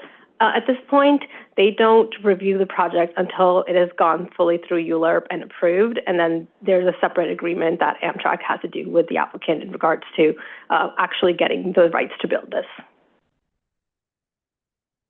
So there's no assurance Yeah. that even after the ULURP review, that they will give consent? Yeah, right? No, nothing that they don't have to agree to that before ULURP. So it might not, at the end, that's sort of the risk that the applicant takes in taking this process on. They understand that at the end, the Amtrak may not approve. Thank you. Thank you, Mr. Vice Chairman. Back to Commissioner Benjamin. Yeah, just in terms of the city of Yes and the changes to the railroad right-of-way, if the applicant did not get approval and came back, how would this project be affected if the City of Yes Housing Opportunity had been adopted with those sections related to the railroad right-of-way? I believe the City of Yes is changing the mechanism through which you can get this approval. So currently, this is a special permit, and that might change depending on the project to certification or, authorization. Yeah. But they would still, require the same letter from the MTA, because we have seen some projects that had gotten letters from the MTA before they finished the entire ULURP process. I don't know the details of what City of Yes's the findings of those certifications would be, so I can't speak to that. But generally, in terms of projects like this, we just kind of get the letter that they're aware, and we don't require that they give an approval pre-ULURP. Okay, thank you. Thank you, Commissioner. Okay, thank you. Thank you.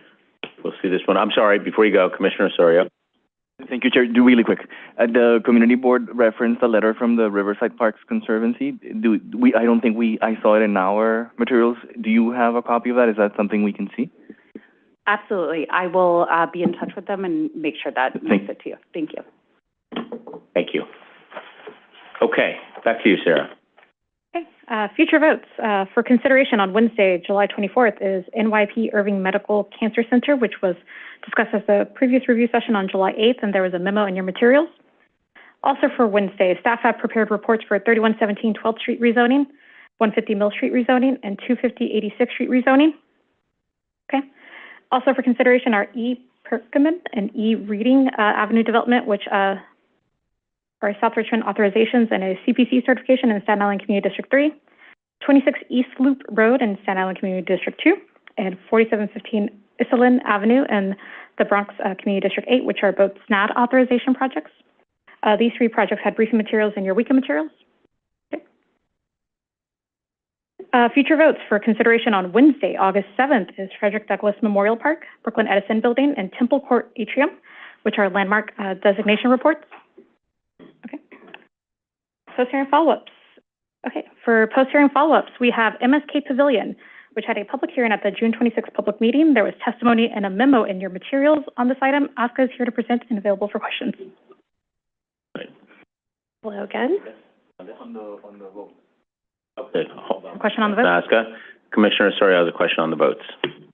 Thank you. Just a quick question. On 150 Mill, we got in a couple packages back the original letter that in April. But have we gotten anything else since the hearing, especially in terms of the questions that were asked?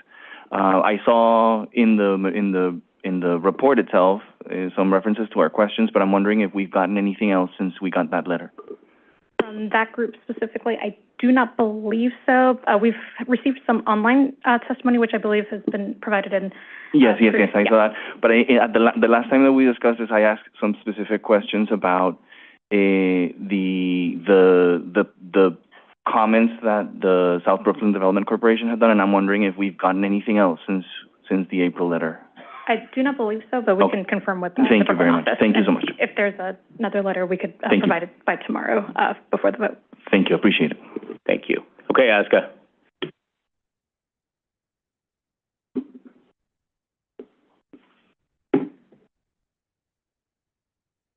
Right. This is a private application by MSK for a zoning map amendment, zoning text amendment, a special permit, an authorization, a revocable consent, a curb cut certification, cancellation of a restrictive declaration, and modifications to a large-scale community facility development site plan and zoning calculations to facilitate a 31-story hospital building at 1233 York Avenue in Manhattan Community District 8. It was presented to the City Planning Commission at the June 26th public hearing and is scheduled for a vote on August 7th. At the public hearing, a member of the public brought up safety concerns regarding the proposed oxygen farm on East 66th Street. The applicant has responded to these concerns in a letter to the Commission that was included in your briefing package.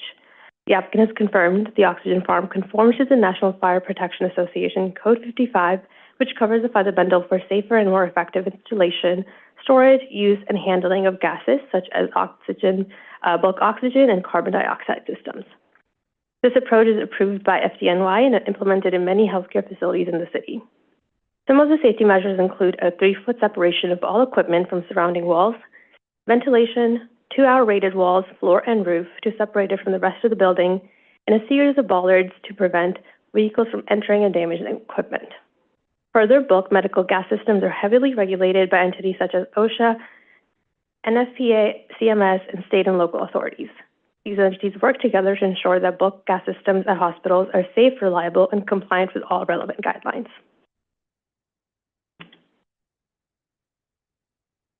The Department of City Planning staff supports the requested actions. The proposed MSK Pavilion is the completion of a hospital campus project that was first contemplated by the Commission as early as 2001 as a large-scale community facility development. The department is supportive of the hospital's plan to grow in place, building on expanding its existing healthcare infrastructure to upgrade for better patient care. The proposed rezoning from R8 to R9 is appropriate within the context of the surrounding area and the existing large-scale community facility development for the MSK campus. The requested special permit and authorization are necessary to facilitate a workable hospital floor plate without setbacks to meet the hospital's operational needs. The department also believes the requested curb cut certification will result in a better site plan that would direct traffic off York Avenue with a through-block driveway for patient drop-off, preventing queuing on the side streets. The drive-through will also allow for a more comfortable and dignified drop-off for patients receiving care.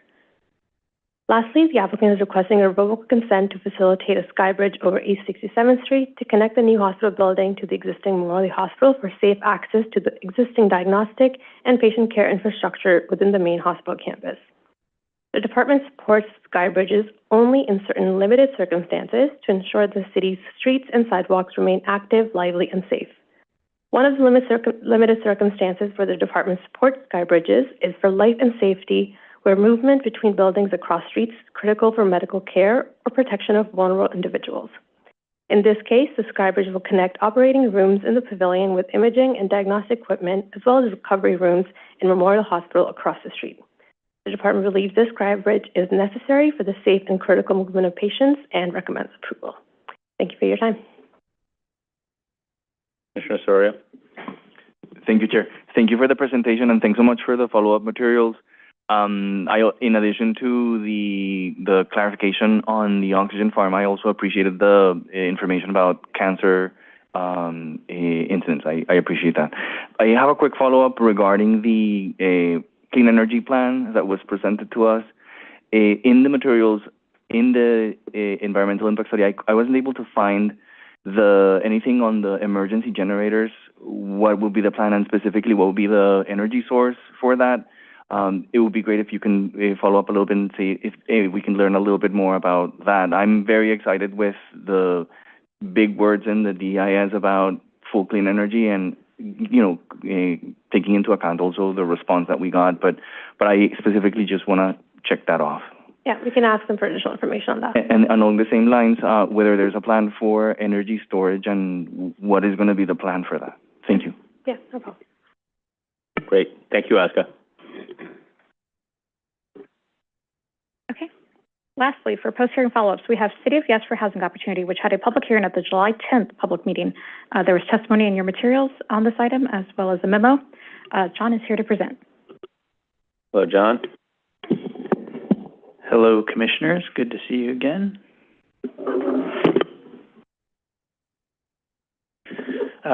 This is the first of what will be multiple post-hearing follow-ups on City of Yes for Housing Opportunity. Today, we thought we'd address some of the higher-level issues that you heard about during the hearing, and then future sessions can drill down into individual components or other issues as you wish. So today we'll look at some of the vacancy and supply comments. We'll look at affordability mandates, and we'll look at general land use framework and community board and the role of community board review today and under these proposals. All right, on vacancy and supply, you did hear a number of folks say that HPD's data on vacancy rates was inaccurate or false, and that the true vacancy rate is much higher, calling into question the need for additional housing creation.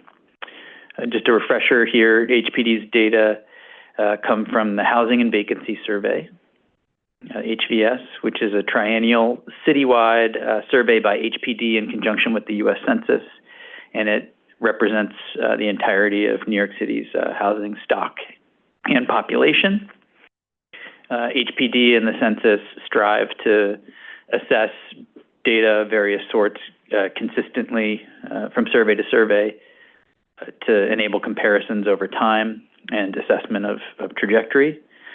When it comes to vacancy rates across different types of vacancy, we see historically low rates.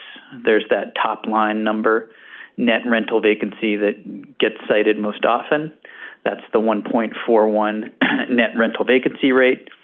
You know, put that in recent historical context, the rate was, let's see here, 4.54% net rental vacancy back in 2021. Of course, that was during the pandemic. If you want to go pre-pandemic, back to 2017, then it was 3.63% the net rental vacancy. So, you know, by the measure of the most recent survey or ones in the past, this is a historically shockingly low net rental vacancy rate, again, the lowest since 1968. Just for further reference, state law defines a 5% vacancy rate as an emergency level housing shortage. And today we're talking about a net rental vacancy rate that's less than a third of that. And, you know, if we look to other jurisdictions across the country, you know, less punishing housing markets have vacancy rates that are, you know, a few percentage points higher than that emergency threshold. In particular, you heard a few folks reference the vacant but not available number, the 230,000 units. This encompasses units that are not available for a number of reasons. Some are held for occasional use. You know, New York City, global capital. Some people have second homes here, whether they're in condo developments or co-op developments or what have you. Some people would even rent places as a pied-à-terre. If they are held for that purpose, they are counted as unavailable because there's no real way for us to force those folks to try to rent them out, even if, you know, the bylaws and such of the buildings where those units exist would allow it. Other categories include apartments that are awaiting renovation. So if something is not habitable under law, but it's awaiting renovation, until such time as it gets renovated, it's considered unavailable. When it gets renovated, then it's available. Other categories of not available are units that are subject to legal dispute, vacant due to illness, folks in a hospital or a nursing home, and those that are rented and not occupied. I think it's also important to look at this in historical context. I think the implication of some of the testimony was that this was a historically high number or something, and that if we could just put those units to use, that we could avoid this whole, you know, massive effort to update our zoning code. But this too is at historically tight levels. During the pandemic, the number there was 353,000 units. Again, today we're looking at 230,000. And pre-pandemic, back in 2017, it was about 250,000. So still we are looking at that category of data. That type of vacancy is also historically low. And you can look at it across, you know, the types of vacancy data, whether we're looking at rent stabilized, historically low, whether we're looking at even market rate rentals. You know, you heard a lot about market rate rentals. The vacancy rate is way higher.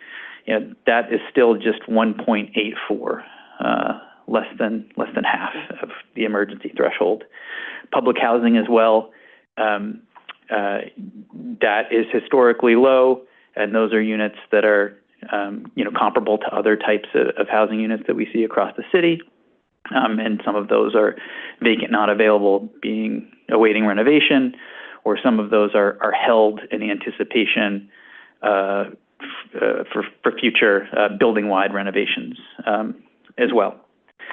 The upshot here, we want to underscore is that the trends are pretty darn clear across data types. We have a historically tight housing market with all that implies. I mean, this is a pretty fundamental message here. When vacancy rates are that tight, when the housing market's that tight, it's a landlord's market. Tenants have no options, and that's the fundamental statistic that we look at that drives a lot of the other ones around things like high rents and overcrowding and homelessness. I want to say that we absolutely stand with folks who want to make sure that we get as many vacant units as possible back online, but also want to underscore that even if we get 100% of those apartments back online, occupied, it would still only be a fraction of the amount of housing that we need. So it would be one part of an all of the above strategy that we need to use here. Next. If you don't mind, I think I just have a few slides and then we can do overall questions. Mandatory affordability. You heard several people call for affordability mandates of various sorts as part of the housing opportunity proposals. While we intended and believe that these proposals are calibrated to maximize the amount of housing and affordable housing here, it may be worth revisiting some of the legal and policy parameters around affordability mandates. Those were, of course, core to discussions of the mandatory inclusionary housing program that we created back in 2016.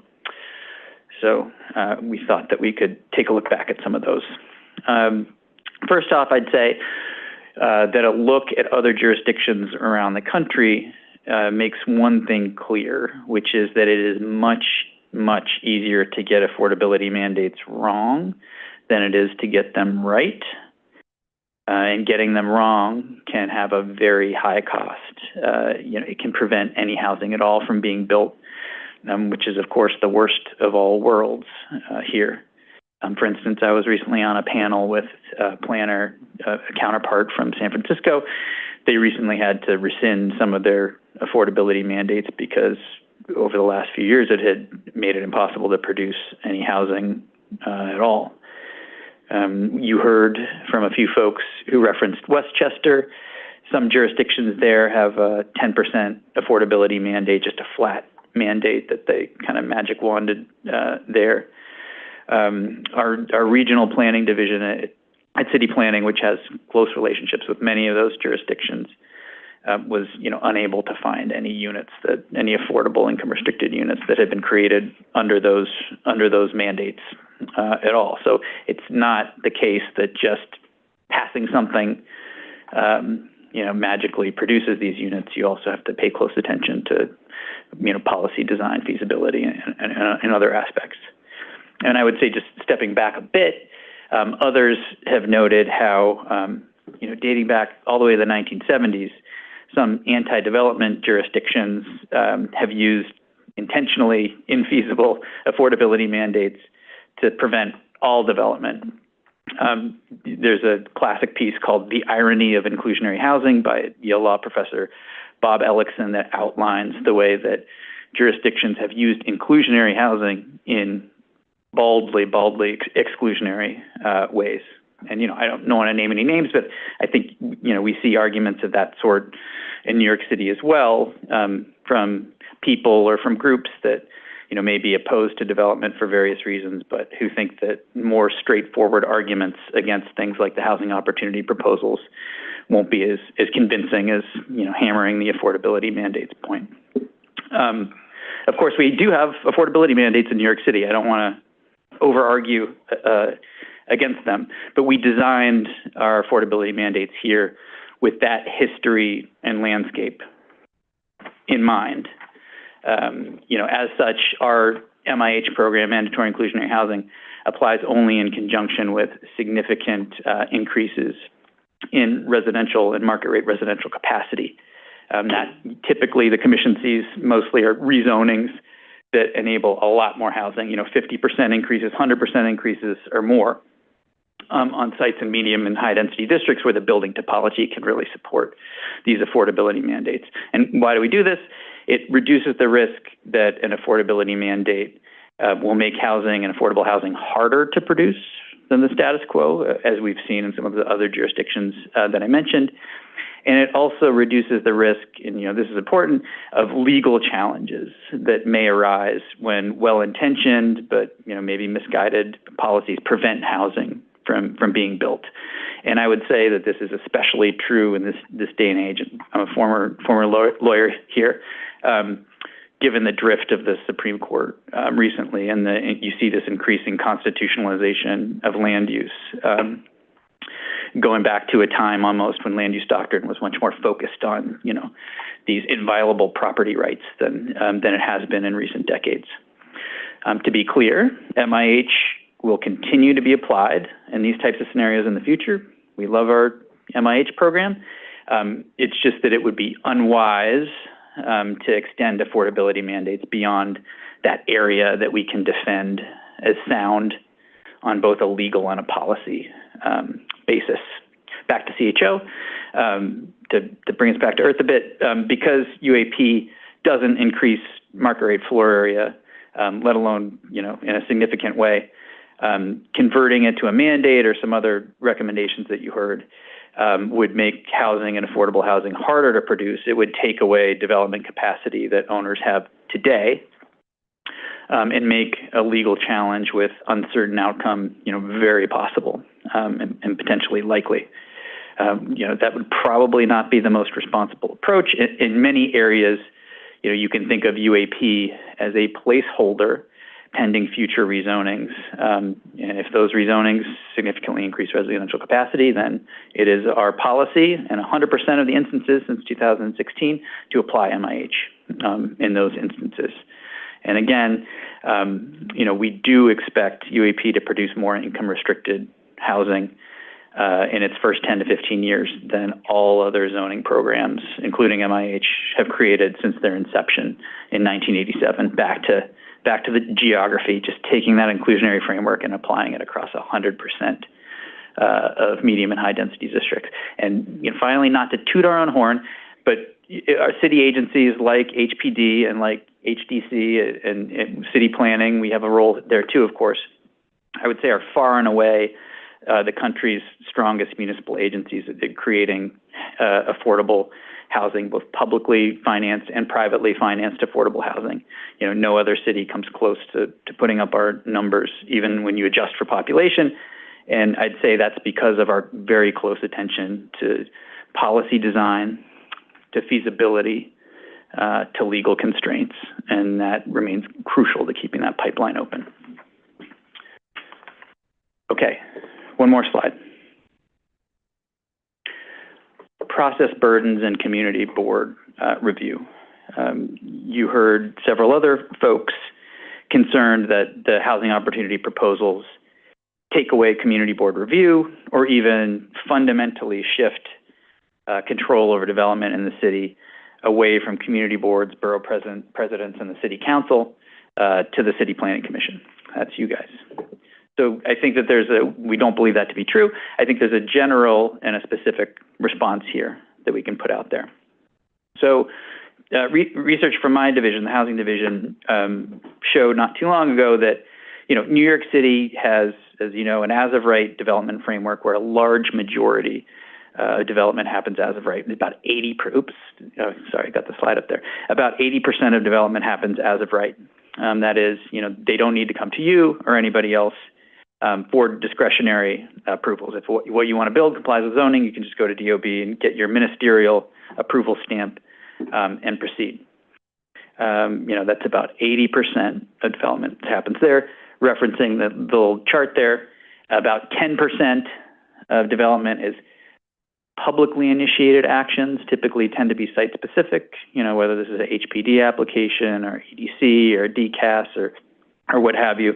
That's about 10% of housing development, excuse me.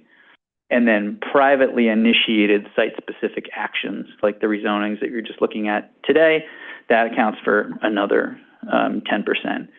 Because those are the most public, you know, the publicly initiated site-specific or the privately initiated site-specific, because those are the most public, they get a lot of the attention, and it may seem like a larger proportion than actually is the case or in those categories. Regardless, you know, we see roughly similar landscape ahead if the housing opportunity proposals are enacted, just with the adjustments to the underlying zoning that are proposed as part of these housing opportunity proposals. Those are under review right now, of course. Adjustments will almost certainly be made to those when, you know, whether it's the commission or council do not want to incorporate those into an underlying as-of-right framework. That's fine. That's part of the process. You know, some of the changes that we propose here are buildings can be a little bit bigger if they provide affordable housing, like UAP. That will not require community board review, for instance, in the future. In other cases, the housing opportunity proposals will allow things that aren't allowed today, like ADUs. But, you know, the framework will remain roughly the same, 80% as of right, roughly, you know, maybe 20% through these site-specific actions, private or public rezonings. And those will, of course, still require ULURP, still require community board, borough president, council review in roughly the same proportion. So sites that need to be, if you're in a manufacturing district and you want to do housing, if you want to build significantly bigger than currently allowed, those will be rezonings just as they are today. If you want to do a large scale special permit, still be a special permit just as today. So I would say that the general response there is we had not contemplated, are not intending, and we don't think these proposals have the effect of altering our zoning framework or the community board's role in it under the city charter. Finally, specifically, there are a few actions where the housing opportunity proposals, where we would reduce it from a special permit that gets the full ULURP to something less, like an authorization, which is community board and commission review, or a certification, which is just a ministerial approval, typically by the chair. And those are landmark TDR. I think these are actually good illustrations of, you know, process burdens and why we're proposing what we're proposing. So landmark transferable development rights, the ability of underbuilt landmarks to sell unused development rights to other property owners in the vicinity. Today, that requires a full ULURP, and it's been that way since 1968. That's a really onerous process for an action of this sort for individual property owners to go through. And so consequently, we've only had about a dozen since 1968. And there's been a stark drop-off after modern ULURP was created in 1989. You know, a special permit in 1968 was probably less onerous than an authorization is today. You know, those processes have evolved over time. And so in order to maintain it as a viable tool, or to make sure it's a viable tool, we propose to effectively right-size the amount of public review there to enable folks actually to use it. A second one, supportive housing in R6 districts and in R72 districts.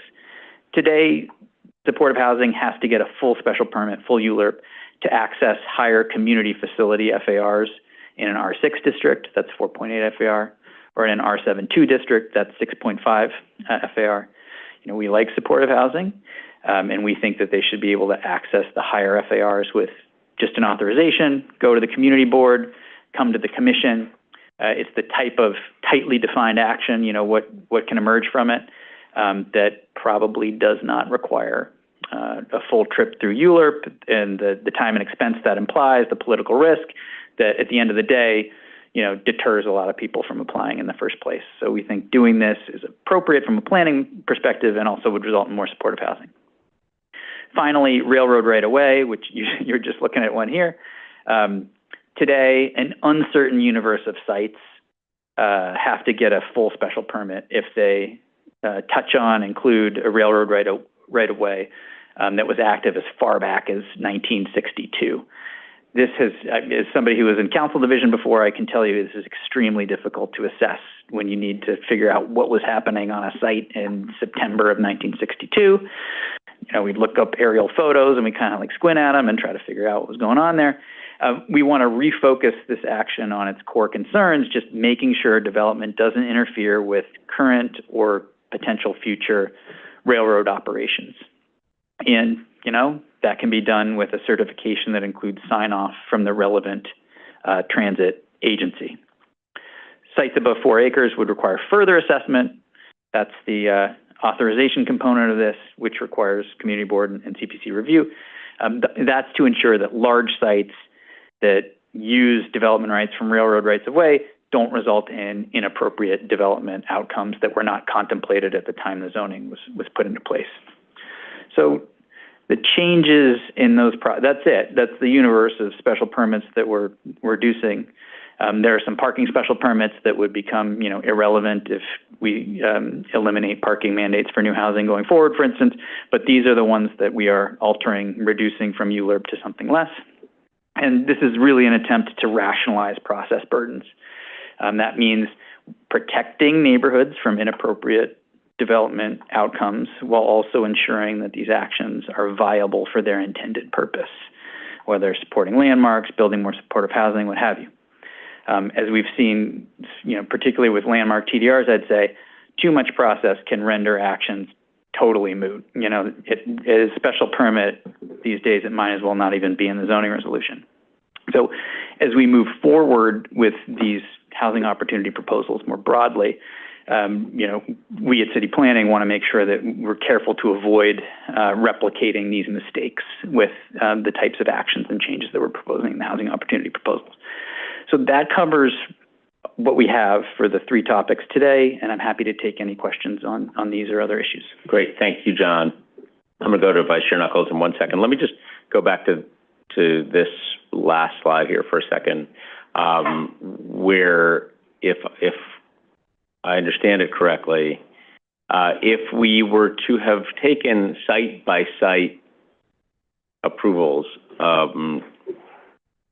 as opposed to as-of-right opportunities here, we would have lost the overwhelming majority of housing opportunities, right? There's an 80% here between the as-of-right based on old rezonings pre-2000 plus as-of-right within neighborhood plans. That comes out to 80% of all units created from 2010 to 2018. Yeah, that's right. I mean, obviously it's a dynamic system. It's hard to imagine what would have happened in an alternate timeline where New York City does not have as-of-right development, but you can look to other jurisdictions and get the strong sense that forcing people to go through onerous approval processes for every single housing development suppresses the amount that you can expect to produce. I mean, this is kind of, San Francisco is obviously the most obvious counterexample there, where you got to get discretionary approvals and people can sue over those and everything like that, which just can make housing extremely difficult to produce. So if we had a system like that here, I would expect that we would have had some large chunk of that 80% would not exist today. Okay, thank you. Mr. Vice Chairman. Thank you. The supportive housing in R6 and R7 too. I'm trying to think. I mean, we rarely, if ever, see supporting housing initiatives that are like R8, R9. I mean, for the most part, they're concentrated in these 2 classifications, are they not? Well, these are the 2 districts where community facility FARs are significantly higher than residential FARs, and where zoning from decades and decades ago restricts community facilities with sleeping accommodations like your supportive housing to far lower FARs. It does not, even though they're community facilities, the zoning does not automatically grant them the community facility FAR. And so, going back decades, I'm not sure if it's all the way to 1961 or not, if you wanted to do a community facility with sleeping accommodations to access those higher community facility FARs, you had to go through the special permit process. Right. And again, back in the 1960s, special permit process was not what it is today, pre-environmental review, pre-city council at the end of the process, et cetera, et cetera. So it's an example of one of these actions that over time has gotten more and more and more onerous. You have seen one in the last few years, as I recall, up in the Manhattan in the 120s, I think, or the 130s. But it just makes it a lot harder for those projects to achieve, you know, something that arguably they should be able to access much more easily, which is a higher FAR for a community facility with sleeping accommodations. So, assuming this were to go forward, how many units or additional units of housing do you anticipate this yielding? I would have to come back to you on that. I don't have a number offhand, but directionally, you know, we feel good that we can ensure appropriate planning and development outcomes with a lower level of procedure.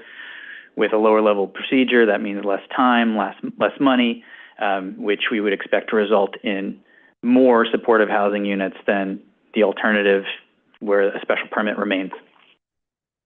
But I don't have a number offhand.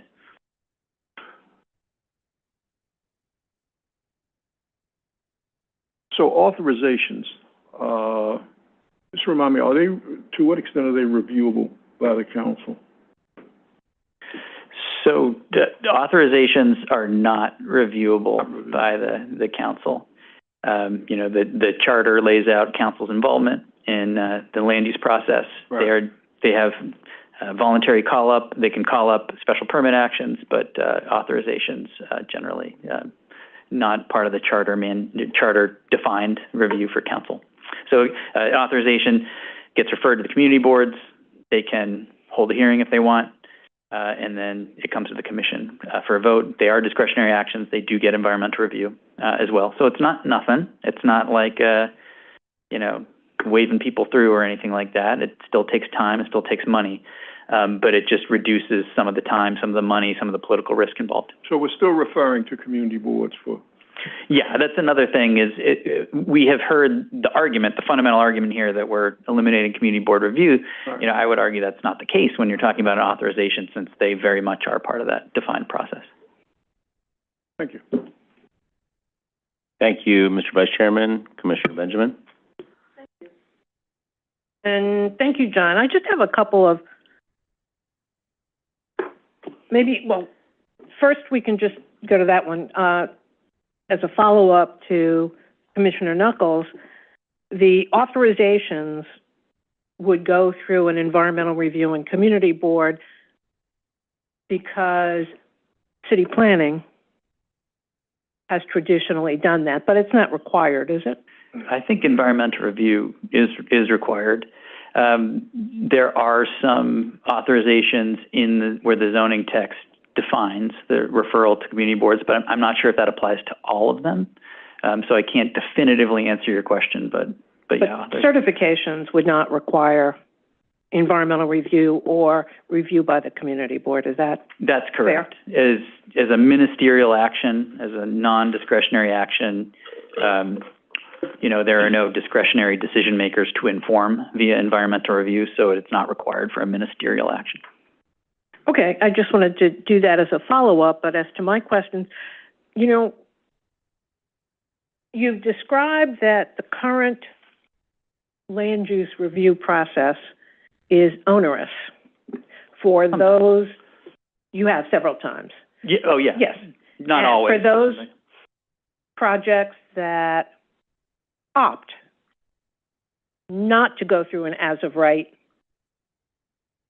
approval and just submit their building plans and move forward. I mean, that is a choice that every property owner makes, that they choose not to do the as-of-right development and instead go through a process. And it seems to me at some level that what we're talking about in part is moving some types of projects from what would be approval, whether they're full ULURPs, partial ULURPs, whatever, to more of an as-of-right environment. Would you agree? I'm not sure. Can you be more specific?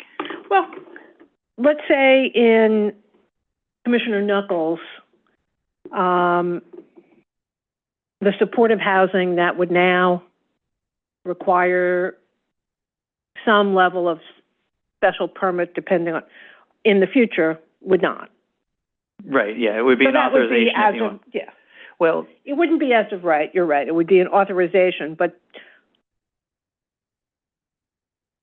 in terms of the onerous nature, it would seem if it's an authorization, with the exception of the council, it would go through the same process, since it would go through an environmental review, to the community board, to the borough president, and then to the commission. No borough president, I believe, but He certified them to the borough president and the community board at the same time. I'm not sure if we refer them or if that's consistent across all authorizations, but I understand them to be community board, typically 60 days, and then to the commission. But I see what you're saying. So we could look through the lens of supportive housing at, say, an R6 district to look at some of the nature of different types of changes that housing opportunity is providing. So today, in an R6 district, if you want to do community facility supportive housing, you are limited to 2.43. That's all you can do. Even if you're in a district where you could do 3 FAR residential as of right, no problem. Even if it's a community facility supportive housing? Right, because I think 24-111 of the zoning resolution limits community facilities with sleeping accommodations to these lower FARs. So if you're a supportive housing developer and you want to build more than that, you might say, well, geez, residential gets 3 FAR on this site. How come I can't access that for a community facility? Well, back to 24-111. Under UAP, we would enable that site to get up to 3.9 FAR of supportive housing, as long as anything above that 3 FAR of market rate capacity was permanently affordable supportive housing. So there's the as of right component, right? We're proposing to introduce an as of right framework that would enable more supportive housing on that site. But because today on an R6 district, it is possible to get even higher than the UAP FAR there. You can get up to 4.8, requires a special permit. We don't want to take that away. We don't want to take the ability to achieve a higher FAR for supportive housing if it's possible today. But we want to, as I said, rationalize the amount of public review there. The nature of these special permits is that, you can already achieve 4.8 on that site with other types of community facilities. So the nature of the commission's review there is, kind of pretty basic, like that it wouldn't require congestion or wouldn't create congestion, wouldn't unduly, burden light and air in the vicinity, whatever. And you guys can still do that under this proposal, but it would enable sites to achieve that 4.8 FAR through a lesser level of discretionary review. And this is all part of, some of the fundamental goals of housing opportunity here, which is to remove some of the obstacles to creating more housing and affordable and supportive housing in those instances. So the nature of the changes in R6, yes, there are some increases that would be as of right, and then there are some increases beyond that would require just a lesser level of discretionary review. And we think that we can preserve appropriate planning outcomes while also, on the margin to the Vice Chair's questions, creating more supportive housing than we would under the status quo. Now, talk to me about one of the obstacles that you are talking about is the environmental review. When we passed the Green Fast Track, it was my understanding that a number of these types of projects would not go through the typical environmental review, that they would be considered type 2s. So we're already, that kind of, is my understanding correct, first of all? I'm not familiar with all the ins and outs of Green Fast Track, but it did expand, I believe, the categories of type 2. To housing under 100 and something. Does anybody, Frank, do you remember? Yeah. That's right. It's under 175 units in certain districts and under 250 units in other districts. So that's correct. Yeah. So when you're a certification, for instance, or as of right, you don't even have to assess whether environmental review applies to you or not. If you're an authorization or a special permit, then you can go hunting for a type 2 category, and if if you fall under the ambit of one of them, then you do not have to conduct further environmental review. That's right. Those are slightly different categories, though. Agreed, but once you get, for many of these, the environmental review would be limited to a type 2 unless there was something that triggered a type 1. So what other things do you believe are hardships that the ULURP process requires or may require? And if you want to separate the authorizations from special permits, because you may think that going to the city council is a hardship and one goes and one doesn't. But other than the environmental review, what are the other steps that you believe we are saving applicants from?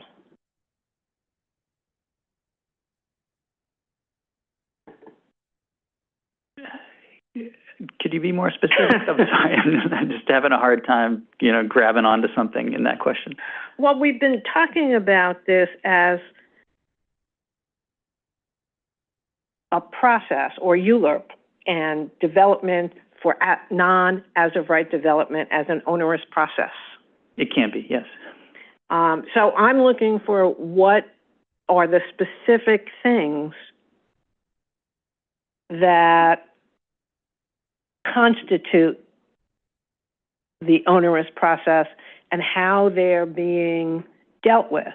And I understand the green fast track. And so for residential developments of a certain size, the green fast track eliminates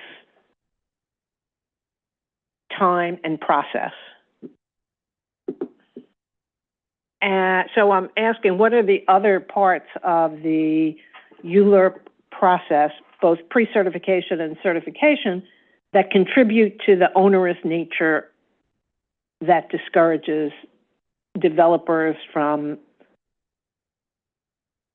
choosing the non-as-of-right option? I mean, that's a great question. And I would say that over the last number of years, I think the department and the administration more generally has tried to look carefully at every stage of the process to ensure that we're not requiring more burdens than are necessary to ensure appropriate development outcomes.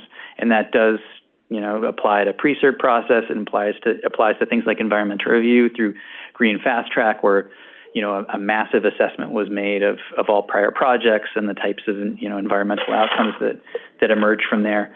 And I would say that it's also part of the philosophy. Sorry. Part of the philosophy behind the housing opportunity proposal. Are you okay? Do you need water? No. Okay.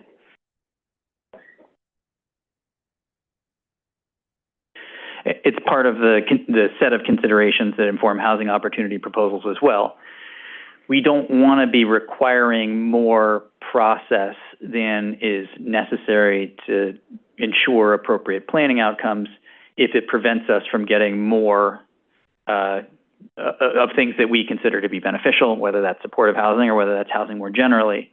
And so the housing opportunity is very much in keeping with that broader assessment of process burdens, recognizing as well, a point that you've made over the years too, that land use decisions are small p political as well. We're not trying to cut anybody out of decision making or suggesting that the experts know best or anything like that. So definitely maintaining an appropriate level of public review for the range of actions, but with other stakeholders in the process, trying to ensure that we're not overburdening different types of applicants or actions in such a way that you don't get as much of housing, supportive housing, what have you, support for landmarks as we'd like, or as we think would be appropriate.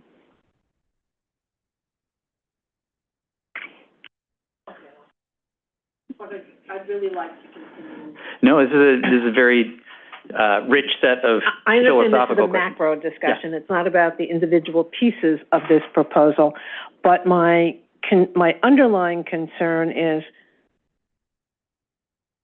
burdens versus rewards. There's a clear reward for a developer who chooses to go through a non-as-of-right process. They see a reward on the end if they go through that process.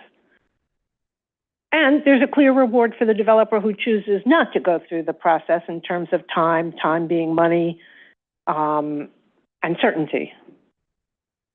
On the other side of that, are we giving the public, I guess, the sense that their input is not valued at all, and that there's no, for many of them, what we heard the other day was that they don't see any benefit for them. And they see a burden. And balancing those benefits and burdens, I think, is part of our role. Definitely. So we can continue that. Yeah, very much agreed on that. And, you know, having been to dozens and dozens of community board meetings, when this comes up, I earnestly want to hear from members of community boards or others, okay, what aspects of these proposals specifically concern you? And sometimes it is the landmark TDRs. They're worried about what that could result in. It's, you know, we're arguing that we want to make it easier to support landmarks by streamlining these procedures. Community boards, some understand what we're trying to do and disagree with that. And so, you know, we recognize that's part of the public review process. But in the main, we do not see this as a fundamental shift away from that absolutely crucial role that ULURP and community boards play within ULURP. Okay. Yeah. Thank you. Thank you, Commissioner. Thank you, Commissioner. Let me go to Commissioner Mudding. Thank you, Chair. So I have a question regarding the amount of extra housing that we're asking developers to consider. And I did hear you say that you've gone to other cities and other municipalities to use as a sort of a guide to see what they're doing there. And so my first question is, in your sample cities, right, where you mentioned that in one municipality, one city that you went to, there's no question, they just layer 10%. You have to put 10% affordable housing, right? And then I heard you say that you can't mandate in New York that, for example, you layer 10% affordable housing across the spectrum of development. Why is it that, what stops us, New York City, from being able to do that? You know, back to my discussion of our consideration around the creation of MIH, we think affordability mandates to have a role, but we have to be extremely careful that we keep them to situations where it's pro-housing, where it enables us to produce more housing and more affordable housing, and that we avoid situations that are just easy to fall into, and that we've seen all over the country where affordability mandates actually have anti-housing results, where it reduces the amount of housing and affordable housing that gets produced. You know, there are not totally clear legal limits and guidelines that these types of considerations can happen within. So I didn't mean to suggest that, you know, we absolutely couldn't do some of these things. It's just that you do have to consider the range of policy issues, feasibility issues, policy design, and, you know, the potential for legal challenges when we're considering when it's appropriate to use these affordability mandates. I understand that and I agree with you, but I also, you know, we're challenged by the fact that you have really high-end developers that may not want to take advantage of this. They may not see the benefit. To them, as a matter of fact, there is no benefit, right? How do we cajole those developers to understand that this is necessary for the city of New York? Because my fear is, and it's a fear of many pundits out there, that the affordable housing that we're trying to generate will not be generated. Gotcha. And so that's a real concern. And listening and hearing that other cities are mandating it across the board, I'm again trying to understand why we couldn't or wouldn't want to do that. And I would tend to disagree and say that it's not going to stifle development, because folks are out there and they're going to want to put up a building. And if 90% of the building is going to yield them the millions that they want and 10% is going to be lost for them, they're going to take that as an event to their advantage as well. So I'm just trying to really understand this and parse this back, because it seems to me there are too many different. I mean, the City of Yes for Housing Opportunity will then replace voluntary inclusionary housing, if I'm not mistaken. I think that's what we said would happen. You have the MIH and then you have the free market. So I'm just concerned that in that free market area, we're not going to see the affordable housing that we were planning to happen. Likewise in the Bronx, and I'm going to keep stressing this, along the Shakespeare, Edward L. Grant, and Jerome corridors, where we did put in MIH, all we're seeing is 100% affordable. So that's the opposite there. And I'm not saying that's a bad thing either, but I don't see where, as a profitable developer, I'm going to want to put in affordable housing. And it's not about me, it's about the people that live there, right? Because at the end of the day, the developer's not living there. They're concerned about their asset and what they're bringing in is either in a sale or in a rental income. No, that's a great question. I mean, we still have MIH, and in conjunction with our housing opportunity proposals to create these new zoning districts, R11, R12, for the first time, we have the opportunity to apply MIH in the highest density and, in some cases, the highest market parts of the city. So that'll be an important aspect of addressing your concerns in some of the highest market parts of the city. And then second, UAP creates a framework across all medium and high density districts. Now, if you want to maximize the development potential on your site, you have to provide permanently affordable housing. Yes, you heard at the hearing, it makes condominium developers kind of grumpy that's the way that the framework works. But we think that that's probably a good sign, as if, today, in the R10 IH areas, I don't know if you guys read the, morning report from NYIMBY or whatever, very common to see 12 FAR developments that were able to max out with as little as 5% affordable housing.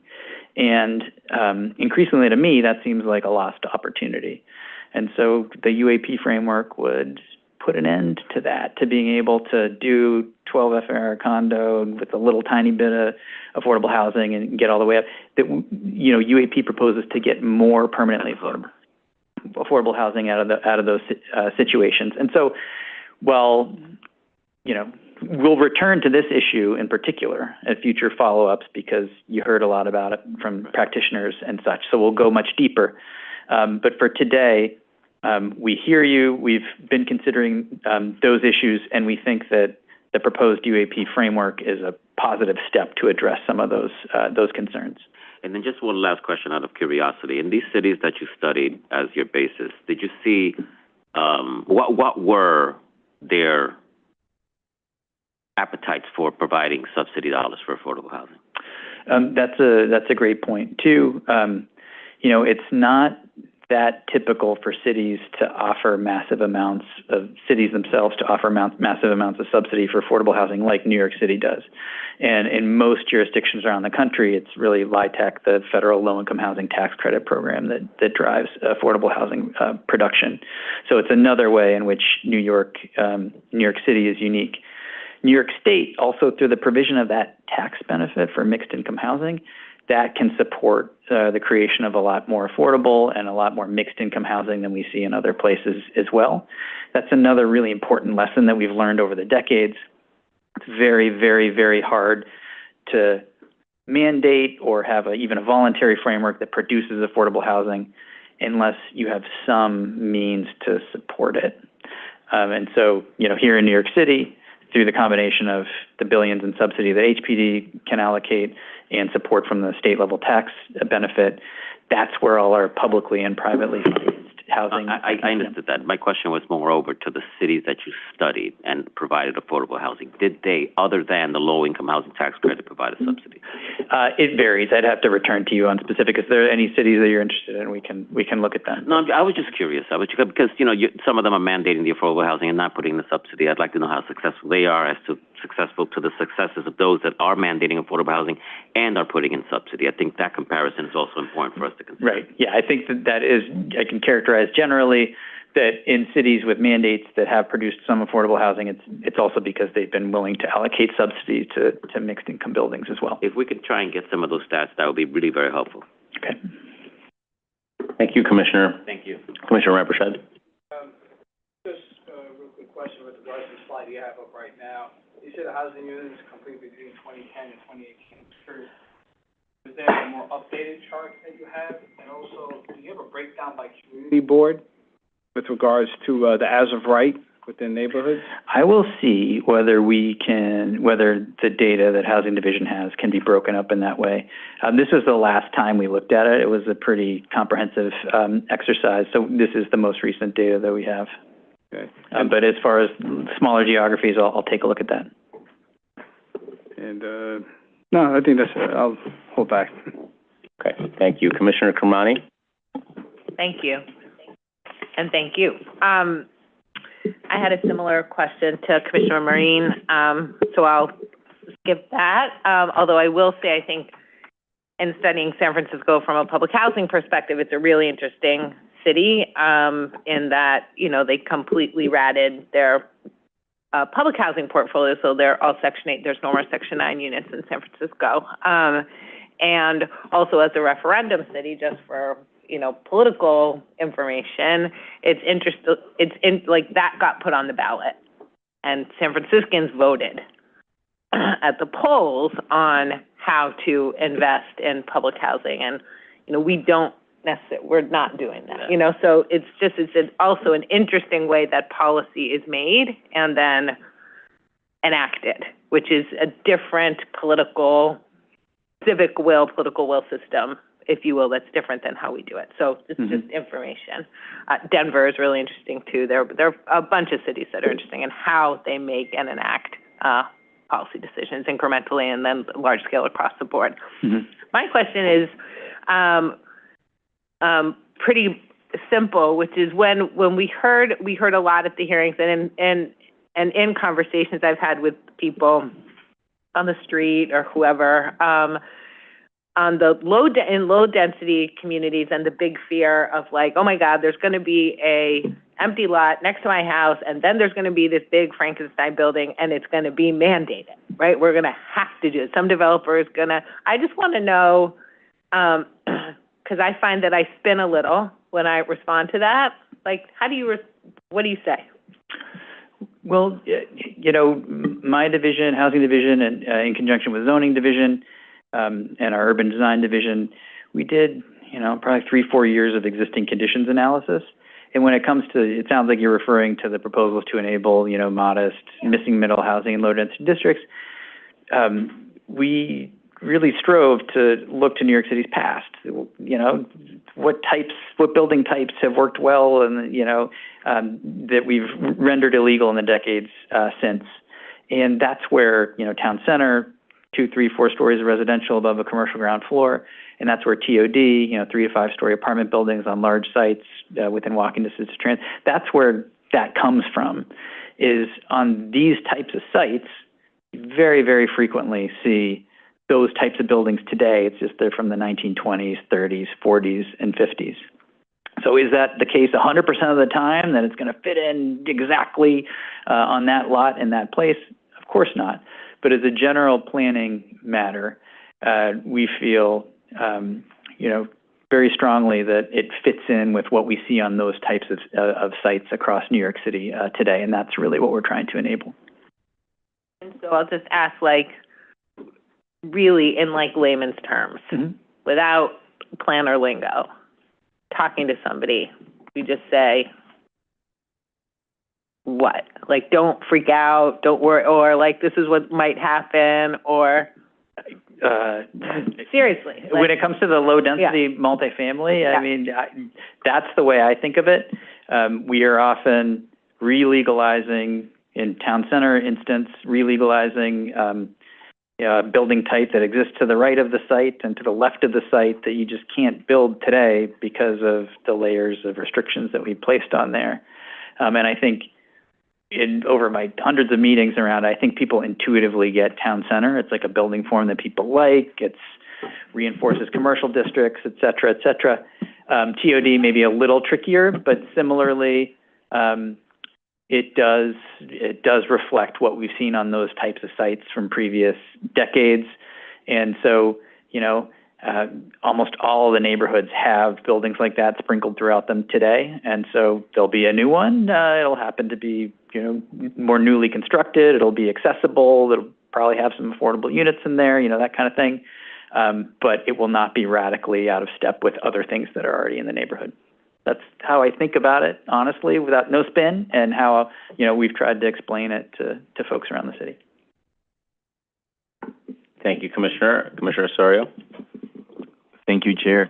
And thank you, John, so much for this and for the time that you've spent with some of us during the briefings. It's really useful to have a chance to follow up on specific questions. And I appreciate also this idea of sort of like focusing some of the sessions on specific things. This is very useful. You know what my concerns are. Today you're touching on affordability, and I'm very fond of that. So my question, two questions actually, have to do with something that I've seen in the press, something that I've heard a lot. City of Yes for Housing Opportunity is I think you've been very clear in the sense that this is a necessary portion of a much larger approach to truly address the issue at hand, right? I think that's clear. I think that in the lack of a citywide comprehensive plan and having City of Yes kind of like be the most visible part of that approach right now, some people are concerned that it is the only. And so I'm wondering if you can provide some insight based on, what you see or what we could explain to the public right now in terms of how we should be thinking about City of Yes in the context of other initiatives. For example, some people, we already touched on this today, are thinking about, more aggressive policies to require the production of rent-regulated affordable housing. But there's also questions about what the city is doing in terms of a potential universal voucher program or social housing. And so I'm wondering if you can help us sort of like understand a little bit what are some of those other initiatives that the city is thinking, is preparing along the City of Yes. Right. No, those are great questions. I feel mostly qualified to talk about just what's happening in city planning, but you're absolutely right that we're working with sister agencies on other initiatives as well. Just first, City of Yes represents incremental changes across the widest possible geography, and we're proud of that, for the first time taking such a comprehensive geographic approach, but it's not intended to replace neighborhood planning efforts. As you folks are well aware, whether it's in the Bronx, whether it's in Queens, we continue to do neighborhood planning studies that, rather than incremental changes across a wide geography, represent more significant changes in a narrow geography where stakeholders go site by site to imagine the future of a neighborhood. And that could, significantly alter the trajectory of a neighborhood in a way that, we don't believe City of Yes for Housing Opportunity will. Incremental changes, wide geography, as respectful as we can be of existing neighborhood context. We've worked most closely with HPD on these initiatives, I would say. They've been part of all the meetings and a partner on those. And so I would say we are extremely excited about the potential of Housing Opportunity to work with initiatives around vouchers, to work with initiatives around social housing, CLTs, things like that, where zoning changes are a necessary component, not just for, market rate developer guy, but also for, nonprofit groups that can get their hands on some land and try to create community land trusts. And it's been edifying to see some of the players in the community land trust community recognize that. It was just at CB3, Manhattan CB3 last week, where Cooper Square was saying we recognize that these changes will benefit us as well. In terms of what we can do for voucher holders, we have good research on voucher holders in the lottery. Disproportionately apply for income restricted units that are allocated through the lottery, and voucher holders disproportionately get those income restricted units on the other hand out of the lottery. And so every additional income restricted apartment that we can create through something like UAP does wonders for folks who have vouchers and are having a hard time finding an appropriate place to use them today. And while we absolutely are talking to other agency partners on complementary initiatives like source of income discrimination or things like that, or in the lower density context on addressing some of the deed fraud situations that we see for lower density homeowners. Those are all, complementary initiatives. But City of Yes for Housing Opportunity, those zoning changes are at the core. They are things that will help us further those initiatives for voucher holders, for community land trusts and social housing, and for some of the other legal protections that will complement this. Thank you, John. This is all very useful and very interesting. I think that some of the things that we're talking about, imply large fiscal restructuring, budget commitments. So I guess, the one thing that I would suggest is if there's an opportunity to maybe point to the public where people can see the direction in which these policies are going, just so the folks can rest assured that there is an actual sort of a work happening in this direction. That's what I'm trying to ask. But the other question, if you don't mind, and I'll end with that, is so I'm very fond of the question that Commissioner Marine asked, but also your response. As you know, I'm really interested in seeing some of the data and the research that you've done to support some of the assumptions that are being made. A lot of them, we've already discussed them today, but I'm wondering if you can share a little bit about sort of, and also building on two things that I want to underscore that you said that are to me very clear.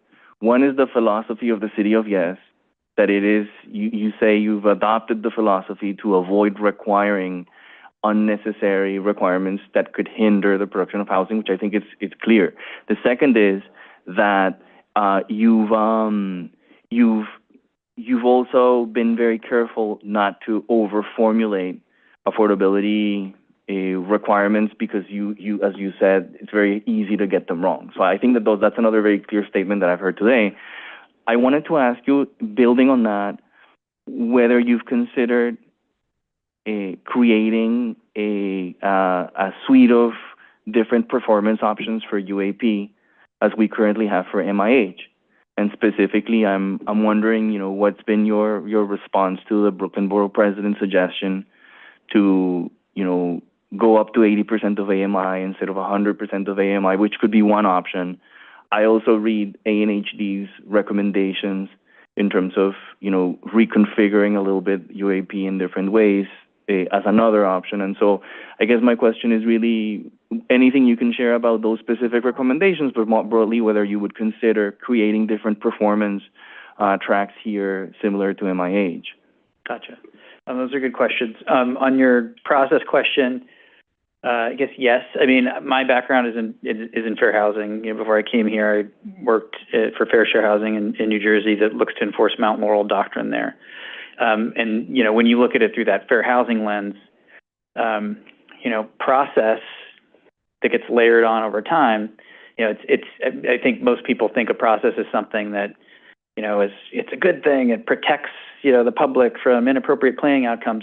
But, coming from New Jersey, you also see the way that process gets layered on in an exclusionary way in order to prevent things that need to happen, in order to take care of, for instance, of folks who might otherwise struggle to find housing or affordable housing. And so absolutely, I would say that housing opportunity, part of, the core values there is to make sure that we are taking a hard look at process, and when process has been used intentionally or unintentionally in exclusionary ways, in ways that aren't necessary to protect appropriate planning outcomes, that, we do want to take a look at that and make sure we're not, preventing housing from being built in a way that harms, the most vulnerable New York City residents. Next, as far as UAP goes, and I guess, it segues from what I was just saying, UAP is intended to introduce a pretty simple zoning framework, inclusionary framework across medium and high density districts where you have your market rate FAR, whatever it is today, and you have your affordable and supportive FAR above that. So it's kind of a simple zoning framework rather than the voluntary program or MIH that might have more bells and whistles, things like that. And, that's part and parcel of why we think it's a good idea to make things relatively simpler, easier to understand, that can work in conjunction with tax benefits or HPD subsidies in order to maximize the amount of affordable housing. So we have not dug in specifically on some of the recommendations to add, some of the complexity in some of our other existing affordable housing programs. But, that's very much part of the public review. But I don't have anything more to say about that right now. Cool, thank you, I appreciate that, and look forward to engaging in that. I think that I'm specifically very interested in terms of whether UAP can serve as a deeper affordability option. Thank you. Great, thank you, Commissioner. And thank you, John, for that recap and for the additional information and for all of your work to date. We'll look forward to seeing you and your team for more follow-ups here, but we really do appreciate the depth and seriousness of the approach. So thank you. Thank you all. Okay. All right, Sarah, back to you. There are no other items today, Chair. No other items. With that, we'll see you Wednesday. You want to keep going? It's only been a few hours. Our custom is to go at least 12, 13, 14, 15 hours. Today, we're going to call it a partial day, and we will be adjourned. Thank you very much. See you Wednesday. Yes, it's over already. The time is 3:46 p.m. Not fried and delirious.